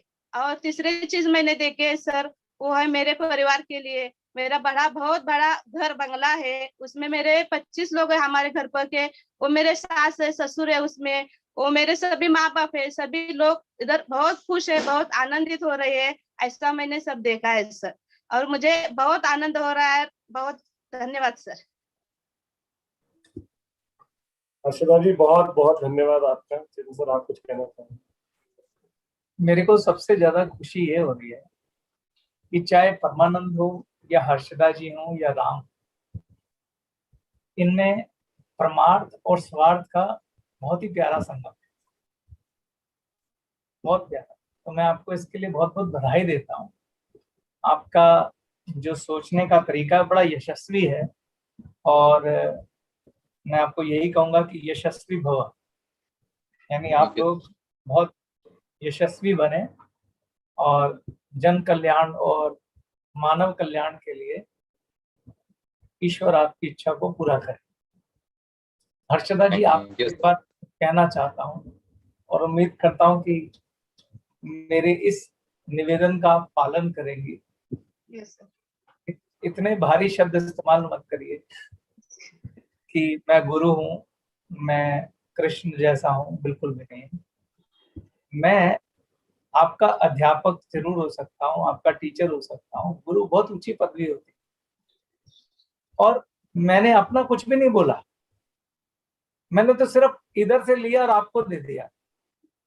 तो ये जो कुछ भी है, ये हमारे जो पूर्वज हैं, जो हमारे संत हुए हैं, या जो बड़े बड़े ग्रंथ लिखे गए हैं, जो किताबें लिखी गई हैं, तो ईश्वर की प्रेरणा से जब मैं उनको पढ़ता हूँ या किसी का लेक्चर सुनता हूँ, किसी के उपदेश सुनता हूँ, तो मुझे लगता है यार ये मेरे को ईश्वर ने जो उपदेश सुनवाए हैं, और 11वें मेरा परिवार है, तो क्यों ना ये उनको भी दे दो। मैं जब आप सबको बोलता हूँ तो यही सोच के बोलता हूँ कि मैं उसका काम कर रहा हूँ, उसने मुझे ये ड्यूटी दी है और मैं ये काम कर रहा हूँ। तो मेरा काम सिर्फ इतना है, इधर से लेके आपको देना, और फिर उस आपका संबंध सीधा उससे स्थापित हो, मेरा बीच में कुछ नहीं। आप उससे अपना संबंध स्थापित करें और मुझे एक आपका परिवार का हिस्सा ही रहने दें। Thank you sir. धन्यवाद आप तीनों का, बहुत सुंदर, बहुत सुंदर, बहुत सुंदर, बहुत अच्छा। अभी सर अभी जो मेरी 3 उपलब्धियां मैंने आज की, उसमें से पहली थी माता पिता की सेवा, और जो दूसरी उपलब्धि नजर आई वो बहुत इस बार डिफरेंट थी, मतलब सारे दिनों से, और वो थी संगत। ये भी एक उपलब्धि रही है कि जिन लोगों का साथ, जिन लोगों की संगत जीवन भर मैं करता आया हूँ। तो जैसे अब मुझे आप मान लीजिए 98 से 98 से मैं चेतन सर के साथ हूँ। 98 में सबसे मिला था, तब से लेकर आज तक ऑलमोस्ट इस बात को आप मैथमेटिकली कैलकुलेट तो करें तो करीब 23 साल के आसपास हो गए। तो मतलब 23 साल का ये वक्त, ये संगत जो है, ये बहुत ही बेहतरीन रही है, बहुत ही शानदार। और मैं ईश्वर का बहुत बहुत धन्यवाद करता हूँ कि मैं इस बात को अक्सर कहता हूँ, चेतन सर को भी ये बार बार कहता हूँ कि मैंने आपको चुना है। ये मतलब मेरा चुनाव था कि मैं आपके साथ जुड़ूं, आपको चुनूं। तो मैं इस बात को बड़ा फक्र के साथ कहता हूँ कि ईश्वर ने मुझे वो शक्ति दी है कि मैं सही लोगों के साथ जुड़ पाऊं, और वो एक वाइब्रेशन है जो मैं कैच कर पाऊं। तो जो संगत है वो भी एक उपलब्धि है। आप किसके साथ हैं, आप किसके साथ बात करते हैं, आपको सलाह कौन देता है, आपके लोगों के साथ अपना सलाह मुशवरा करते हैं, ये बहुत इंपॉर्टेंट है। क्योंकि अगर आपका सलाहकार अगर कोई गलत है ना, तो समझ लीजिए जीवन नरक बन सकता है। और वहीं दूसरी ओर अगर आपका जो सलाहकार है वो सही है, जिसके साथ अपने दिल की बात आप कहते हैं, उसकी बात को सुनते हैं, अगर आपका सच्चा दोस्त होगा तो वो इस बात की परवाह नहीं करेगा कि आपको कोई बात बुरी लग रही है, वो आपको सही और गलत का फर्क बताए। तो जीवन में जो दूसरी उपलब्धि मुझे नजर आई सर, वो है संगत। बहुत सुंदर, बहुत सुंदर। मैं भी ऐसा ही उम्मीद करता हूँ कि मैं भी भाग्यशाली हूँ जो तेरे जैसा छोटा भाई मेरे पास है। मैंने, ईश्वर ने मुझे भी चुनने में अगर मौका दिया है तो मैंने तुझे चुना है। और तीसरी उपलब्धि जो है सर वो है, जब मैं इस बात को रिलेट करके देखता हूँ कि अपने जीवन में मैंने जब भी कोई काम किया है तो कर्म योग का पालन करके ही किया है। मतलब इस बात पर मैं ऐसे रिलेट करके देखता हूँ कि जैसे आप कुछ भी कर रहे हैं तो अपने ये मान के कर रहे हैं कि मैं उसका काम कर रहा हूँ। तो इसके लिए तो मैं, जो भी लोग मेरे साथ जुड़े हुए हैं, अगर आज इस कार्यक्रम को देख रहे हैं, मैं सालों साल इस बात को सर मतलब बिना सोचे समझे ही मीटिंगों में कहता था कि हम ऊपर वाले का काम कर, हम ईश्वर का काम कर रहे हैं, जो ग्लेज हमें मिली है, जो भी कर्म हम कर रहे हैं उसका काम है। कुछ है मेरे सामने, अक्सर मैंने ये बात मीटिंग में बोली है कई बार कि हम जब काम करते हैं तो उसका काम समझ के करें। तो कहीं ना कहीं ये पहला पॉइंट जो आप कर्मयोग का कहते हैं वो मुझे लगता है कि मैं फॉलो करता हूँ। दूसरी बात जो आप कहते हैं do it as per the prescribed duty, तो जो एक अपलाइन का धर्म होता है, जो एक डाउनलाइन का धर्म होता है, क्योंकि यहाँ पर हम में से हर कोई एक अपलाइन भी है और हर कोई एक डाउनलाइन भी है। अगर आप किसी की अपलाइन है तो किसी की डाउनलाइन भी है। तो मैंने अगर अपने आप को रख के देखता हूँ तो मुझे लगता है कि मैंने पूरी ईमानदारी के साथ अपनी उस ड्यूटी को निभाया। तो वो भी एक उपलब्धि है कि चाहे वो अपलाइन के गद्दी पे बैठा हूँ या डाउनलाइन पे बैठा हूँ, मैंने उसके साथ न्याय किया। और तीसरा, हाँ, ये यहाँ पर कमी जरूर है जो मुझे लगता है कि कर्मयोग के अंदर की एक्सपेक्टेशन अगर मैं बोलूँ तो मेरी जीरो नहीं। एक्सपेक्टेशन जरूर रही है कि सफलता मिले, मुझे कामयाबी मिले, ये तो मैंने चाहा है। तो दो चीजें तो है, तीसरी में जरूर मुझे लगता है कि अभी वक्त है तीसरे लेवल पे आने का। तो ये मेरा अपना अनुभव है। बहुत सुंदर सरबजीत जी। अब आपने सर बाद में फिर सवाल पे आ जाता है। आज आपने इन तीनों को बात बोली, परमानंद जी को भी, हर्षदा मैडम को और राम को भी, कि इनके जो भी इन्होंने उपलब्धि देखी उसमें बहुत अच्छा संगम है स्वार्थ का और परमार्थ। और यही चीज है जो आपने हम सबको सिखाई भी। आज करीब करीब 2.5 साल पहले आपने मीटिंग ली थी, उसमें पहली बार आपने बहुत लंबी डिटेल में बात की थी स्वार्थ और परमार्थ के ऊपर। एक लीडरशिप कार्यक्रम था और उसमें बहुत डिटेल में आपने बात की थी। उसके बाद हमने अफर्मेशन की बात की। तो अफर्मेशन में सर आप स्वार्थ और परमार्थ को कैसे ऐड कर सकते हैं, वो कैसे ऐड किया जा सकता है, उसके बारे में मुझे लगता है एक बार आप जरूर शेयर करें। क्योंकि आपने ये तो हमें बताया है कि अफर्मेशन कैसे लिखी जानी चाहिए, उसके आपने 10 गोल्डन रूल्स भी हमें बताए। तो उसके अंदर मैं एक चीज का एडिशन मतलब और आपसे पूछना चाहता हूँ कि how to include both of the things, स्वार्थ को भी और परमार्थ को। बहुत बहुत सुंदर सवाल है आपका, बहुत अच्छा सवाल है जो ईश्वर ने मुझे थोड़ी बहुत बुद्धि दी है, उससे मैं इसका उत्तर देने का प्रयास करूंगा, ईश्वर कृपा करे। देखिए, हम जैसे अभी स्वार्थ और परमार्थ बात कर रहे थे, आपने भी थोड़ी देर पहले बोला कि मैं अपना धर्म तो निभा रहा हूँ लेकिन उसमें मेरी इच्छाएं भी है। तो इच्छा होने में कोई बुरी बात नहीं है, स्टेजेस है, हम सबकी होती है, मेरी भी है। लेकिन हमें ऑफकोर्स उस स्टेज पे पहुंचना है कि हम निष्कामी हो। हम कोई भी काम करते हैं उसके दो स्थिति हैं, सकामी और निष्कामी। सकामी होता है जब हम फल की इच्छा से करते हैं, निष्काम होता है जब हम फल की इच्छा भी उस पर ही छोड़ देते कि तुम ही जानो, मैं तो अपनी ड्यूटी कर रहा हूं जो तुमने मुझे दी, अब उसका फल भी तुम ही जानो, मुझे कुछ नहीं चाहिए। और वैसे भी एक बात बताऊं, जब आपको ज्ञान प्राप्त होगा तो आपको समझ में आएगा आपके पास कर्म करने के अलावा कोई चारा भी नहीं। आप में से कोई ऐसा है जो ये कह सकता है पूरे दावे के साथ कि मैं ऐसा ऐसा करूंगा, वैसा वैसा करूंगा, तो ऐसा फल 100% आएगा ही आएगा? नहीं ना। No sir. कितना कुछ बढ़िया फर्स्ट क्लास, राजा को रंक होते और रंक को राजा होते वक्त नहीं लगता। हमारे नियंत्रण में है क्या? हम बाद में जब कोई घटना घट जाती है उसका विवेचन तो करने लग जाते हैं, ये घटना इसलिए हुई, इसकी गलती, इसका दोष, इसकी कहानी, इसका उसका, बड़े सारे कारण हम गिना देते हैं। जैसे इस समय देश में भी जो कोरोना की भयावह स्थिति है, बैठकर टीवी चैनल पे बहुत सारे लोग बहुत सारे कारण गिना रहे हैं, ऐसा हो गया, वैसा हो गया, ऐसा कर दिया उसने, उसकी गलती, इसकी गलती, इसकी गलती।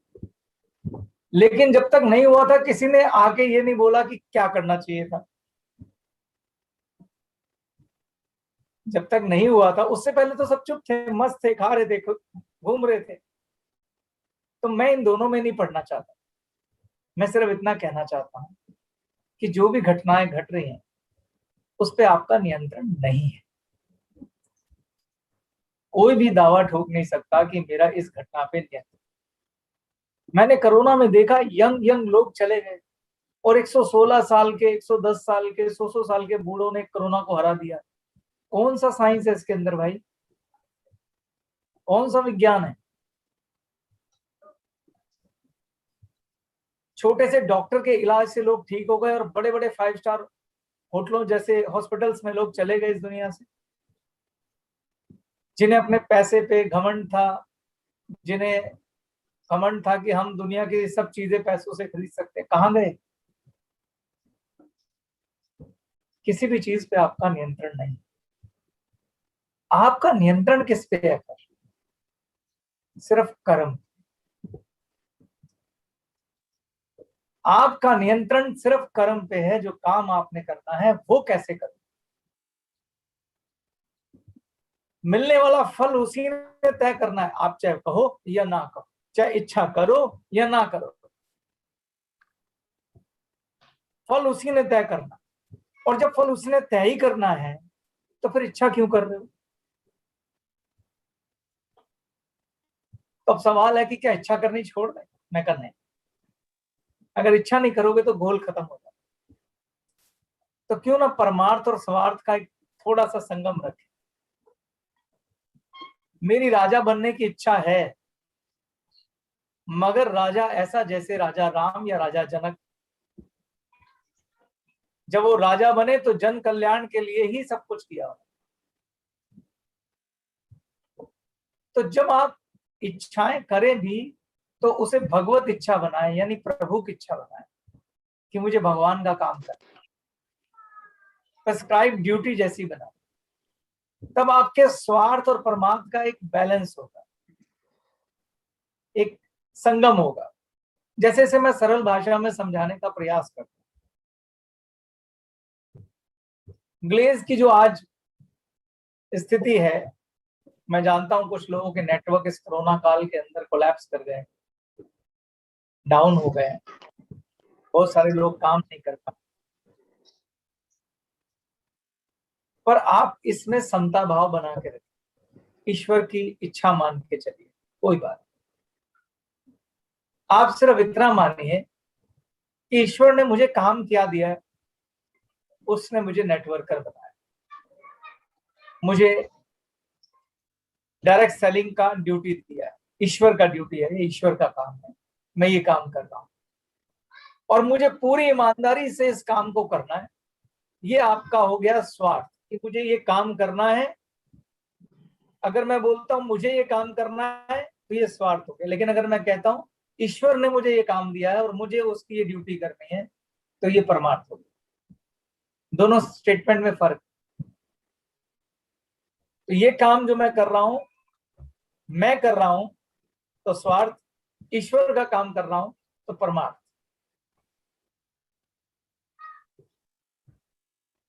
तो जो ड्यूटी आपको मिली है, आप उसे भगवान की अगर ड्यूटी मानेंगे तो कैसे करेंगे उसे आप? पूरी ईमानदारी से, क्योंकि भगवान का काम, पूरी निष्ठा से, पूरी मेहनत से। कोई भी चीज रास्ते में आएगी, जो एक अच्छा सेवक होता है वो उस समस्या को निपटता है। बड़े पॉजिटिव मन से, भक्तिमय मन से ईश्वर का काम आप करेंगे और उसके बाद जो उसका होने वाला फल है, अब उसकी इच्छा करते हैं, अफर्मेशन।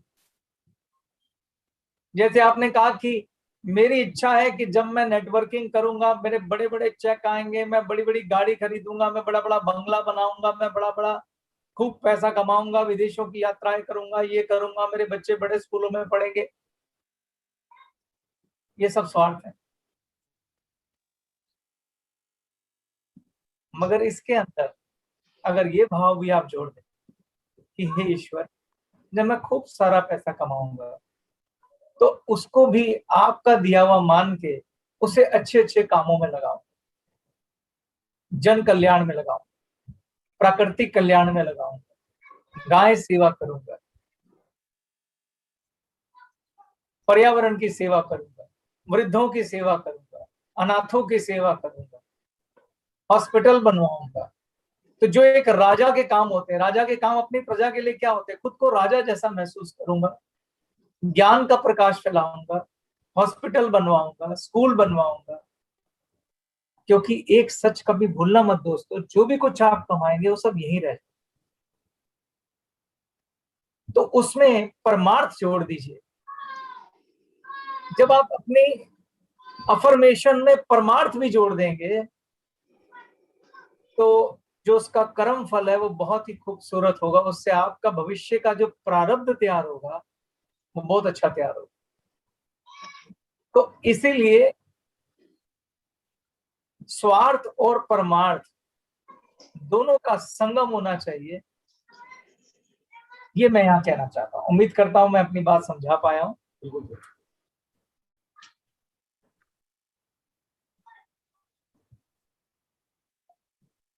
मैंने आप सबको एक वो कहानी सुनाई थी, ये समय नहीं, ये वक्त नहीं रहेगा।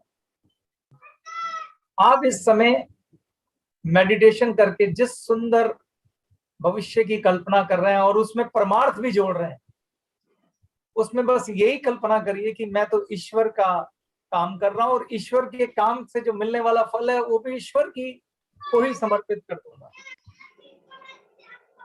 जब ये भाव से आप 40 दिन मेडिटेशन करेंगे तो आप देखेंगे कि क्लेश और आप जो भी इच्छाएं करेंगे वो सूर्य की तरह चमकेगा, उसका सूरज चमकेगा और उससे उपजने वाला धन बहुत शुभ होगा, सौभाग्य लक्ष्मी आएगी, जिसका असर आपकी संतानों पर भी पड़ेगा। मगर मेरी बात फिर से ये मत भूलना कि जब हम ईश्वर का काम कर रहे होते हैं, उसका काम मान के कर रहे होते हैं, तो उसका काम का मतलब होता है जैसे उसने आज्ञा की। मैं पैनल में बैठे लोगों से एक डिस्कशन छेड़ना चाहता हूं थोड़ी देर के लिए। ये मानिए कि मानो साक्षात भगवान आपके सामने खड़े हुए और उन्होंने आपको बोला, परमानंद मैं तुम्हें एक ड्यूटी देता हूं कि तुम धरती पर जाकर डायरेक्ट सेलिंग करो, MLM करो, मल्टी लेवल मार्केटिंग करो। हर्षदा तुम्हें भी ये ड्यूटी मिलती है। yes, और राम तुम्हें भी। अब जब तुम्हें भगवान ने ड्यूटी दे दी है तो तुम नेटवर्किंग में किन बातों का ध्यान रखो? झूठ बोलोगे? नहीं सर। बेईमानी करेंगे? नहीं सर। हमारे वजह से दूसरों का बिल्कुल नुकसान नहीं होना चाहिए। आपके जो कस्टमर हैं और आपके जो डिस्ट्रीब्यूटर हैं, यानी आपकी जो डाउनलाइन है, आपको सोचना होगा उनके प्रति आपका धर्म क्या है, ईश्वर तत्वीय धर्म क्या है आपका, उसे लिखिए बैठ के। कि जो मेरा ग्राहक है उसके प्रति मेरा धर्म क्या है, जो मेरी डाउनलाइन है उसके प्रति मेरा धर्म क्या है, जैसा कि अभी सरबजीत सर ने बोला था, और अपलाइन के प्रति मेरा धर्म क्या है। और उस धर्म का पालन करने के लिए कोई भी कीमत अदा करनी पड़े वो करनी चाहिए। जैसे कि मैं उदाहरण प्रस्तुत करता हूं। आप सबने हरिश्चंद्र तारामती की कथा सुनी? अगर नहीं सुनी है तो मैं आपको सुनाता हूं। बहुत सारे लोग होंगे जिन्होंने नहीं भी सुना। राजा हरिश्चंद्र बड़े प्रतापी और सूर्यवंशी राजा हुए, और वो वैसे ही राजा हुए जिस राजा की कल्पना करने को मैं आपको कह रहा हूं कि आप राजा बनिए और राज धर्म निभाइए। इच्छा करना है तो राज धर्म निभाइए, बनिए, राजा बनने का इच्छा करिए, कोई प्रॉब्लम नहीं, लेकिन उसमें परमार्थ हो। ये तो उनके साथ परमार्थ जुड़ा हुआ था। राजा हरिश्चंद्र के बारे में बोला जाता था कि वो बहुत सत्यवादी है, यानी वो झूठ नहीं बोलते थे और अपने धर्म के पक्के थे। जो काम उन्हें मिला उसके धर्म के दायरे में ही काम करते थे। एक बार जो हमारे बहुत महान ऋषि हुए हैं विश्वामित्र, तो विश्वामित्र ने तय किया कि मैं राजा हरिश्चंद्र की परीक्षा लूंगा। देखें बड़ा कितना बड़ा धर्मपरायण है वो। तो विश्वामित्र जी राजा हरिश्चंद्र की सभा में पहुंचे। उन दिनों गुरुओं का बहुत सम्मान होता था, इतना सम्मान कि राजा अपनी गद्दी छोड़कर उन्हें कह देता था कि आप यहाँ बैठिए, उनके चरण धो के पीता था। तो विश्वामित्र जी आए तो राजा हरिश्चंद्र बड़े आदर के साथ उनका सम्मान किया, उन्हें सिंहासन दिया। बोला राजन मैं क्या करूं? बोला हे गुरुवर आपके लिए क्या करूं? तो विश्वामित्र जी ने राजा हरिश्चंद्र को कहा कि मुझे रात को सपना हुआ जिसमें मैंने देखा कि तुमने अपना सारा राजपाट मुझे दे दिया। तो हरिश्चंद्र ने बोला हे गुरुवर आपके स्वप्न का भी आदर होगा, मैं अभी इसी वक्त अपना सारा राजपाट आपको देता हूं।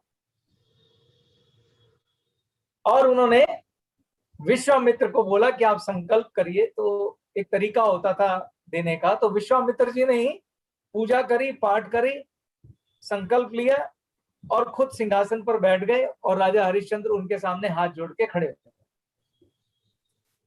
अब विश्वामित्र जी ने कहा हे राजन तुमने मुझे राजपाट तो दे दिया, पर ये जो सारा कार्य किया है मैंने किया है, तो मेरी गुरु दक्षिणा? तो गुरु दक्षिणा गुरु तय करता है, बच्चा शिष्य तय नहीं करता है। तो हरिश्चंद्र जी ने बोला कि ठीक है आप जो दक्षिणा बोलेंगे मैं वो दूंगा। तो उन्होंने कहा कि मैं ठीक से भूल गया हूं कितनी क्वांटिटी, 1.25 लाख स्वर्ण मुद्राएं चाहिए, ऐसा कुछ बोला होगा। भूल गया हूं, क्वांटिटी भूल गया हूं, पर आप मर्म समझिएगा कहानी का। तो राजा हरिश्चंद्र ने कहा सर ये तो कोई बड़ी बात नहीं है, अभी देता हूं। उसने ताली बजाई, सेवक जाओ 1.25 लाख स्वर्ण मुद्राएं लाओ। तो विश्वामित्र जी ने कहा नहीं, अब ये राजपाट मेरा, इसमें से कैसे दे सकते हो? ये जो आभूषण तुमने पहने हैं सब हमारे हैं। तो राजा हरिश्चंद्र का हाँ ये बात तो ठीक है। उसने कहा कि हे प्रभु मेरे पास तो इस समय कुछ भी नहीं है देने के लिए, मुझे थोड़ा सा समय दीजिए, मैं आपकी दक्षिणा देता हूं। तो उन्होंने उनको 1 महीने का टाइम दिया। तो राजा हरिश्चंद्र ने सारे गहने गुने त्याग करके और बड़े सिंपल कपड़ों में अपनी पत्नी तारा, उनकी पत्नी का नाम था तारा, और उनके पुत्र का नाम था रोहिताश, वो तीनों उस राज्य से निकल गए खाली हाथ। 1 मिनट में एक राजा फकीर हो गया। अब इतनी भारी मात्रा स्वर्ण मुद्राओं की जॉब करने से तो नहीं बननी थी। हालांकि राजा हरिश्चंद्र ने लोगों से काम भी मांगा मगर किसी ने उनको काम नहीं दिया कि तो राजन है जब बन जाएगा वापस तो दंड दे देगा। सब हाथ जोड़ के खड़े हो गए कि प्रभु हम आपको कैसे काम दे सकते हैं। तो फाइनली राजा हरिश्चंद्र दूसरे राज्य में गए जहां उन्हें कोई जानता नहीं था। उन दिनों दास प्रथा होती थी लोकमत में, लोग दास खरीदते थे और बेचते थे। लोक धर्म एक बड़ा अच्छा शब्द है। सरबजीत जी मुझे बताइएगा, मैं लोक धर्म बताऊंगा, ठीक है? नोट कर लीजिए लोक धर्म क्या होता है। लोक धर्म होता है वो धर्म जो समाज में स्थापित होता है और उसके मुताबिक आपको चलना होता है। जैसे अगर लोक धर्म में ये तय हो गया है कि आपको घूंघट करना है तो वो लोक धर्म, उसका शास्त्रों से कोई लेना देना नहीं, लेकिन आपको उस धर्म का पालन करना होगा। तो जो उस समय समाज की व्यवस्था होती है उसको लोकमत या लोक धर्म कहते हैं, वो भी बहुत महत्वपूर्ण होता है।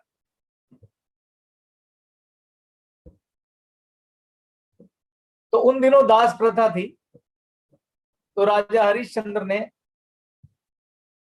सबसे पहले अपनी पत्नी को दासी बनाने का तय किया और उन्होंने उसको बेच दिया। तो एक सेठ ने उनको अपने घर पे काम करने वाली के लिए रखा कि ठीक है, और उससे उन्होंने 50,000 स्वर्ण मुद्राएं हरिश्चंद्र को दे दी। और उनका बेटा रोहिताश भी मां तारा के साथ चला गया। उस सेठ के यहाँ वो नौकरी करने लगी माता।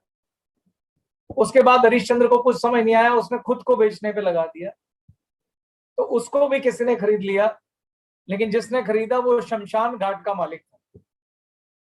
तो उसने बोला कि तुम्हारा काम होगा कि शमशान में जो व्यक्ति भी अंतिम संस्कार करने आएगा तुम उससे 1 टका लोगे और तुम जीवन भर मेरे दास रहो।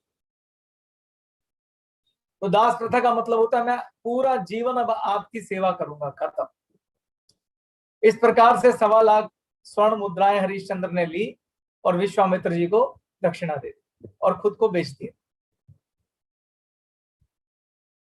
अब यहां भी परीक्षा खत्म नहीं हुई, भगवान परीक्षा लेते हैं।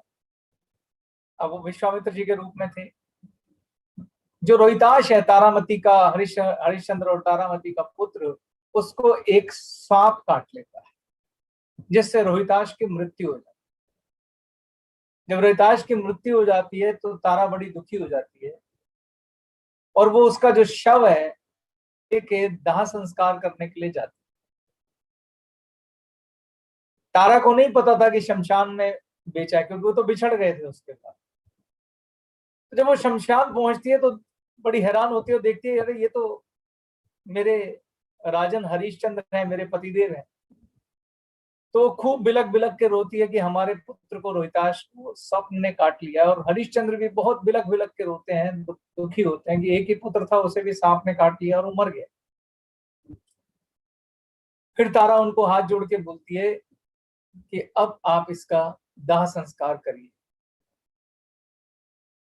तो जैसे ये बात आती है, राजा हरिश्चंद्र कहता है हे तारामती, मैं दाह संस्कार तभी कर सकता हूं जब तुम मुझे 1 टका दोगे, क्योंकि यहाँ का नियम है कि मैं 1 टका लिए बगैर तुम्हें दाह संस्कार करने नहीं दूंगा। तो तारामती कहती है आप कैसे हैं, आपको तो पता है आपने मुझे बेच दिया था, मैं दासी हूं, मुझे कौन 1 टका दे। वो बोला ये मैं नहीं जानता, पर मेरा धर्म यही है कि मैं यहाँ 1 टका लिए बगैर दाह संस्कार नहीं करने दूंगा। उसने बोला आपका पुत्र है, कहता तो भी। उसने तारामती को सुझाव दिया तुम नगर में जाके भीख मांगो, भिक्षा मांगो और 1 टका इकट्ठा करके यहाँ लाओ, जब लाओगे तो दाह संस्कार करने। तो तारामती पूरे नगर में भीख मांगती है, सुबह से भीख मांगने जाती है, शाम तक 1 टका इकट्ठा करके लाती है, फिर हरिश्चंद्र को देती है और फिर हरिश्चंद्र उसको दाह संस्कार करने की आज्ञा देता है। दुख में है, विलाप कर रहा है, रो रहा है, मगर अपना धर्म नहीं छोड़ता। और जब जैसे ही वो दाह संस्कार करने लगते हैं तभी विश्वामित्र जी प्रकट हो जाते हैं और वो हरिश्चंद्र को उनके धर्म के नाम पर नमन करते हैं कि आप जैसा सत्यवादी मैंने नहीं देखा। वो राजा हरिश्चंद्र को उनका राजपाट भी लौटा देते हैं, रोहिताश को भी जिंदा कर देते हैं। वो वापस सब कुछ उन्हें देके और उनको नमन कर देते हैं। इस कहानी में 2 बातें। पहली बात, राजा हरिश्चंद्र ने कितनी भी विपत्ति आई अपना धर्म नहीं छोड़ा, किसी से शिकायत नहीं करी। दूसरा, वक्त बदलता रहता है, ना कभी अच्छा वक्त और ना कभी बुरा वक्त स्थायी है। परिवर्तन ही संसार का नियम, बदलाव ही नियम। हमें बदलाव के प्रति अपना रुख नॉर्मल रखना चाहिए। जीवन में कैसा भी बदलाव हो उसे शांत मन से स्वीकार करना चाहिए, क्योंकि आपके हाथ में कुछ है नहीं। बस अपने धर्म पे चलते रहिए जैसे राजा हरिश्चंद्र चलते रहे। तो जब आप अपने धर्म पे चलते रहेंगे, आप शुद्ध मन से अपना कर्म करते रहेंगे, जो प्रिस्क्राइब ड्यूटी मिली है कर्म करते रहेंगे, तो ईश्वर तत्व जल्दी ही आपकी मैनिफेस्टेशन पूरी करेगा, इच्छाएं पूरी करेगा। तो जब आप धर्म पे चलते हैं तो अपने आप स्वार्थ और परमार्थ मिल ही जाता है, अकेला नहीं रहता। धर्म पे चलने वाला व्यक्ति खाली स्वार्थ की बात कर ही नहीं सकता। तो धर्म पे चलने वाला व्यक्ति के अंदर परमार्थ और स्वार्थ दोनों का संगम होगा ही। तो मैंने प्रश्न जो पैनल वालों से पूछा था, ये कहानी इसीलिए सुनाई क्योंकि ये उदाहरण था, बहुत खूबसूरत उदाहरण है कि अपने धर्म पे जब हम चल रहे हो तो हम किसी भी बात की परवाह नहीं करते। तो आप अभी एक व्यापार धर्म में है, एक व्यापारी के धर्म में है, और व्यापारी के लिए उसका कस्टमर जो है वो भगवान होता है। आपका व्यापार धर्म थोड़ा सा हटके, जिसमें आपकी डाउनलाइन है, जो जिनके लिए आप एक अध्यापक भी हैं, एक टीचर भी हैं, तो आपके पास एक टीचर धर्म भी है, एक गुरु धर्म भी है डाउनलाइन के लिए, और जब आप डाउनलाइन के रूप में, तो आपके पास एक शिष्य धर्म भी है। तो ये तीन तीन धर्मों का संगम है जो हमारे इस बिजनेस को बड़ा खूबसूरत भी बनाता है। तो जो आपकी डाउनलाइन है वो आपके लिए शिष्य हैं, छोटे भाई बहन जैसे हैं। तो आपको मैं एक बात कहना चाहता हूं, बड़े भाग्यशाली हैं कि आप ऐसे बिजनेस में हैं जहां पर आपको लोगों का जीवन बदलने का इतना सुनहरा अवसर है। और जीवन बदलने के लिए खाली पैसा नहीं, मैं इस बात को बार बार बोलता हूं, खाली पैसा खुशी नहीं देती, आपकी सद्बुद्धि आपको पैसा देती है। तो जो लोग भी ग्लेज में आते हैं, तो आप उन्हें पैसा कमाने की शिक्षा तो दीजिए ही, लेकिन सद्बुद्धि और धर्म पे चलने की शिक्षा भी दीजिए, उनका जीवन बदले, ताकि उनके जीवन में खुशी आए, आनंद आए। लोग छोटी छोटी बातों पे गुस्सा करके, नेगेटिव बातें करके निराशापूर्वक जीवन ना जिए। चाहे कैसी भी स्थिति हो, आप शांत मन से रह सकते। स्पेशली आपको सिर्फ इतनी सी बात समझानी है कि इस घटना पे मेरा नियंत्रण नहीं है, मेरा नियंत्रण सिर्फ मेरे कर्म पर है। तो मैं अपना कर्म पूरी ईमानदारी से करूंगा, और फल जो है वो ईश्वर के हाथ में वो देगा। उसी को तय करने देते हैं कि उसने मेरे लिए क्या सोचा। मैं बस उस ब्रह्मांड में अपनी इच्छाएं डाल देता हूं, और वो इच्छा कैसी होनी चाहिए? स्वार्थ प्लस परमार्थ की। मैं अपनी इच्छा उस ईश्वर को दे देता हूं, स्वार्थ प्लस परमार्थ की, और अपना कर्म करता हूं। बाकी देखते हैं लीलाधर की क्या लीला है। ये भाव होना चाहिए। सरबजीत जी, ओवर टू यू। थोड़ा सा इसको और मैं चाहता हूँ, एक मिनट और आप बात करें। आपने ये तो बड़ा अच्छा कहा कि बहुत वंडरफुली आपने स्टोरी भी बताई, सब कुछ कहा। तो जो अफर्मेशन है उसमें अल्टीमेटली जो मैं समझ पाया, क्या हमें अपने धर्म का पालन करने को भी अपने अफर्मेशन में ऐड कर देना चाहिए, क्योंकि उसमें दोनों ही चीजें आती है, स्वार्थ और धर्म। देखिए, जो अफर्मेशन है वो एक तरह की इच्छा है, तो उसमें स्वार्थ और परमार्थ का संगम होना चाहिए। तो जब आप अफर्मेशन लिखते हैं तो आप पहले स्वार्थ वाली लिख लीजिए, कोई बात, क्योंकि वो आपको सबको लिखनी आती। जैसे आपने अफर्मेशन लिखी कि मैं एक बहुत बड़े 5000 गज के बंगले में रह रहा हूं, ठीक है। जैसे अफर्मेशन लिखी कि मेरा 20,000 लोगों का नेटवर्क। जैसे आपने अफर्मेशन लिखी कि मैंने देखा कि रॉयल प्रेसिडेंट। ये सब स्वार्थ ही स्वार्थ है। अब इसमें परमार्थ कैसे ऐड होगा? चलो पैनल वालों से पूछते हैं। तो आप बताइए कि इन अफर्मेशन में परमार्थ कैसे ऐड होगा?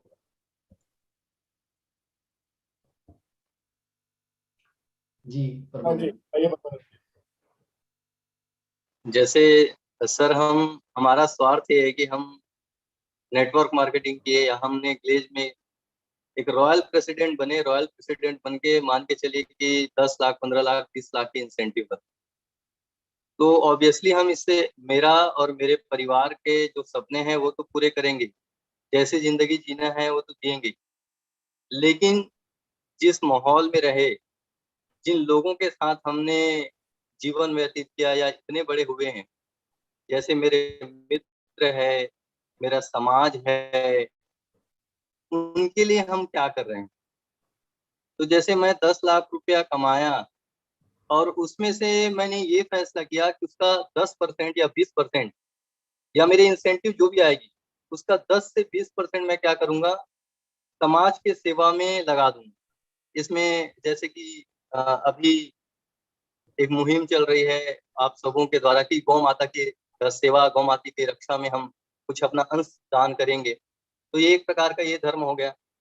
इसके अलावा ऐसा हो सकता है कि हमारे आसपास में कुछ एक गरीब लोग होते हैं जो कि पढ़ाई नहीं कर पाते हैं, शिक्षा सही तरीके से नहीं ले पाते हैं, उनको ऐसा माहौल नहीं मिल पाता है, लेकिन टैलेंट बहुत है। तो ऐसे लोगों को हम शिक्षा दान में मदद कर सकते हैं। कुछ पैसे हम उनको दे करके, उनकी फीस भर के हम उनको शिक्षा दे सकते हैं। कुछ लोग ऐसे हैं जो मरीज हैं, लेकिन उनके पास में वो अस्वस्थ रहते हैं, लेकिन इलाज करने के लिए पैसा नहीं है, तो ऐसे लोगों की हम मदद कर सकते हैं। या कुछ ज्यादा ही पैसे हमारे पास हो गए तो हम स्कूल खोल सकते हैं, या ऐसे कोई संस्था होगा जहाँ शिक्षा में मदद कर रहे होंगे, ऐसे संस्था में हम दान दे सकते हैं। निरंतर हम दान दे करके ऐसे लोगों को हम मदद कर सकते हैं, जिससे हमारे आसपास के लोग, हमारे समाज के जो लोग हैं, उनकी प्रगति हो। और समाज की प्रगति,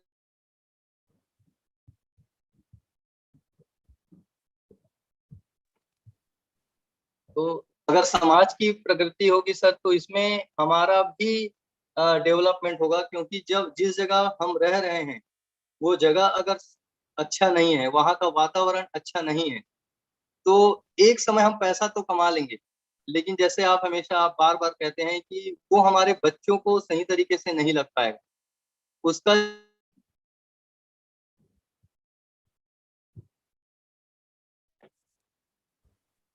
सॉरी सर, जो प्रतिफल है उसका, वो हमारे बच्चों या हमारे पीढ़ी को नहीं हो पाएगा। तो एक अंश हम जो पैसे कमा रहे हैं उसका अगर हम दान के रूप में या परमार्थ के रूप में करें, तो जितना मुझे ज्ञान है, जितना आप लोगों से सीखा हूँ, उसमें मुझे लगता है कि मेरा स्वार्थ भी पूरा हो जाएगा और परमार्थ भी पूरा हो जाएगा, और मैं एक बैलेंस लाइफ जी पाऊंगा।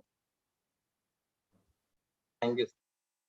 बहुत सुंदर। तो मैं इस अफर्मेशन को सिंपल बना देता हूँ कि अफर्मेशन परमार्थ जोड़कर कैसे होती है। जैसे किसी ने कहा कि मैंने देखा कि मैं रॉयल प्रेसिडेंट बन गया, तो इसी लाइन में बोलूंगा कि मैंने देखा कि मैं एक रॉयल प्रेसिडेंट हूं। मेरी डाउनलाइन में हजारों हजार डिस्ट्रीब्यूटर हैं जिनका जीवन बदल गया, जिन्हें मैं बहुत आनंदित और खुश देख रहा हूं, क्योंकि मैंने उनको ज्ञान से प्रकाशित देखा है। ज्ञान से प्रकाशित में सारी बातें आ जाती। सद्बुद्धि से ऊंचा कुछ है नहीं।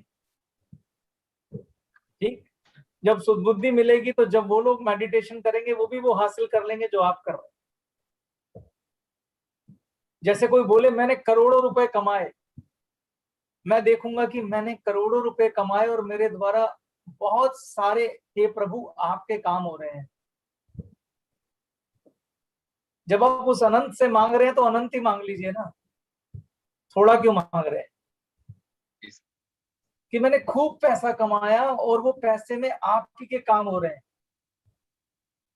बहुत सारे अनाथालय मेरे द्वारा संचालित हो रहे हैं, गरीबों को खाना खिलाया जा रहा है, प्रकृति की सेवा हो रही है, बहुत सारे शिक्षालय खोले जा रहे हैं, अस्पताल बन रहे हैं। तो जब ये सब आप जोड़ देते हैं तो इसमें करुणा का भास आता है कि आप दूसरों के लिए भी सोचते हैं, और जब आप दूसरों के लिए करुणा करते हैं तो ये परमार्थ।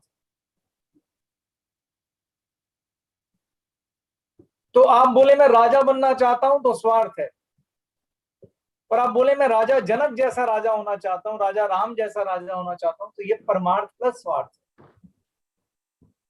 इतनी सी बात।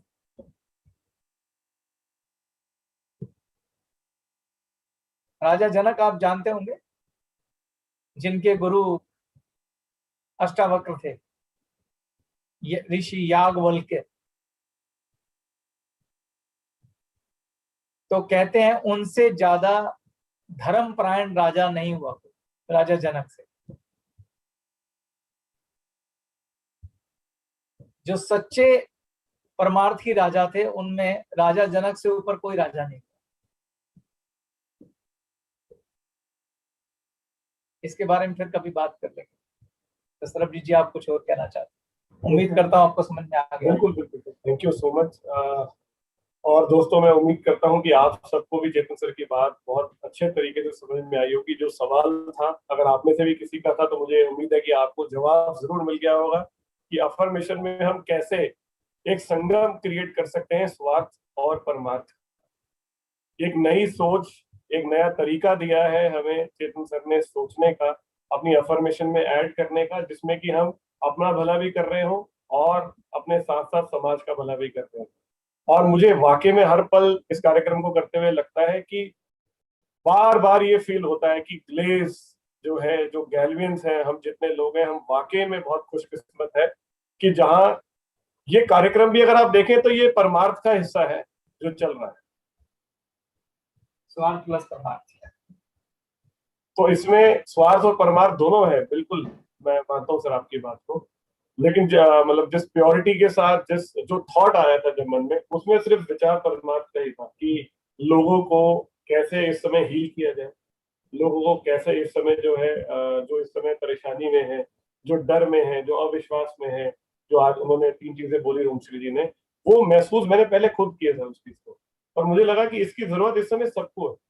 तो जो थॉट था वो था कि सबको, सबका भला करना, सबका हील करना, और इसलिए ईश्वर का इतना आशीर्वाद है कि ये कार्यक्रम मुझे लगता है हर पल, इन 15 दिनों में हर पल ये और निखरता जा रहा है और बेहतर होता जा रहा है, और इसकी जो वाइब्रेशंस हैं वो मैं खुद फील कर पा रहा हूँ, आप सब भी फील कर पा रहे होंगे, और अमेजिंग होता जा रहा है, क्योंकि उसका जो उद्देश्य था वो परमार्थ ही था मेजर।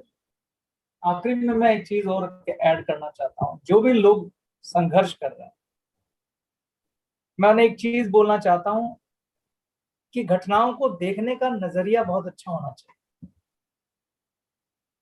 आपको मैंने चूहे के धन की बात बोली थी कि जो चूहा था जब उसका धन नष्ट कर दिया तो वो छलांग लगाना उसने बंद कर दिया। लेकिन अगर आपको जागृति हो तो आपको ये समझना चाहिए कि आपकी शक्ति उस धन में नहीं है, आप में शक्ति थी इसलिए आपने धन अर्जित किया, और वो आप बार बार कर सकते हैं। चूहा जागृत नहीं था, उसने अपनी शक्ति धन में लगा दी कि एक बार धन गुम हो गया तो अब कैसे होगा। आप इस धरती पे आए ही कर्म करने के लिए, तो थकिए मत। जैसे मैं आपको एक उदाहरण प्रस्तुत और करता हूं, जो पांडव थे, पांडव मतलब आप पहले व्यक्ति नहीं है जिसका कुछ छिन गया है या कुछ खो गया है। गिर गिर के दोबारा उठना ही जीवन है, क्योंकि ये तो होना ही है।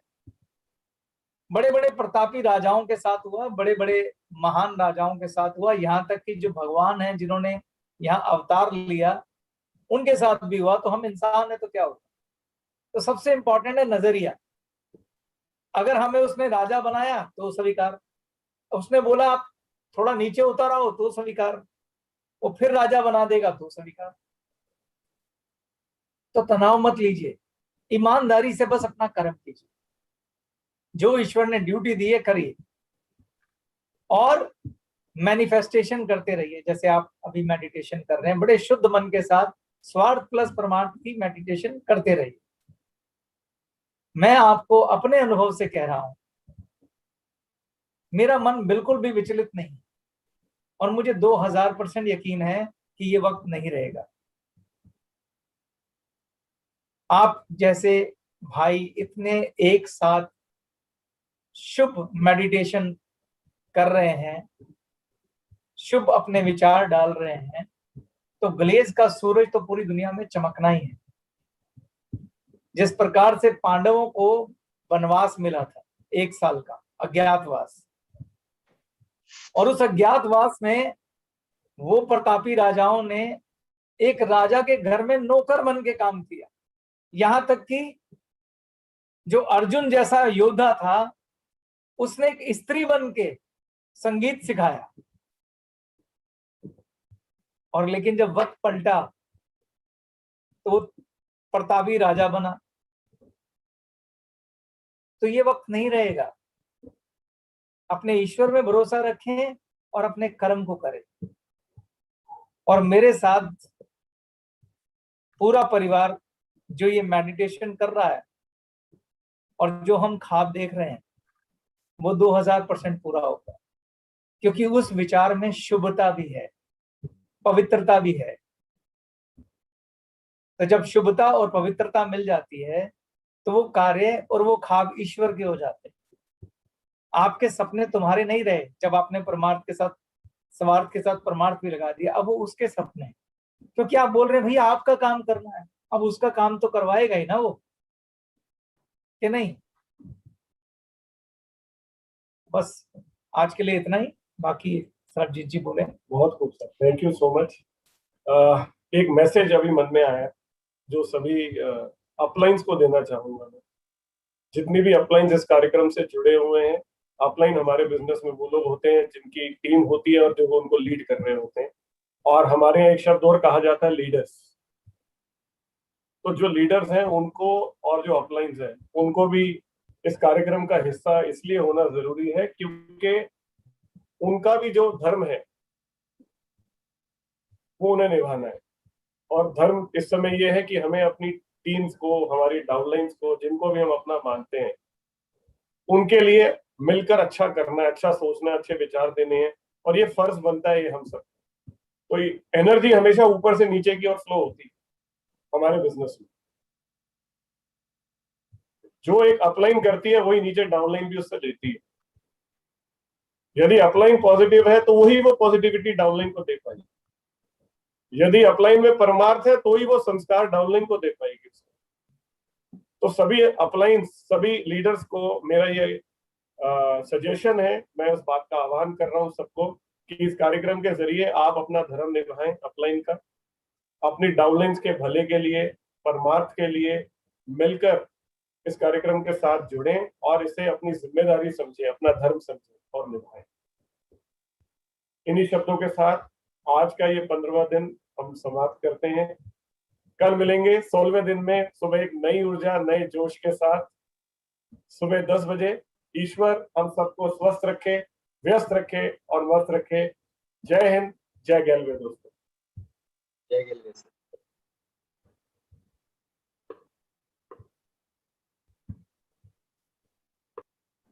Thank you so much Chetan sir, Sarabjit sir, Romashri ma'am, जिन्होंने आज इस 15वें दिन भी हम लोगों को बहुत बारीकी से, बहुत अच्छे से और बहुत बढ़िया ज्ञान दिया।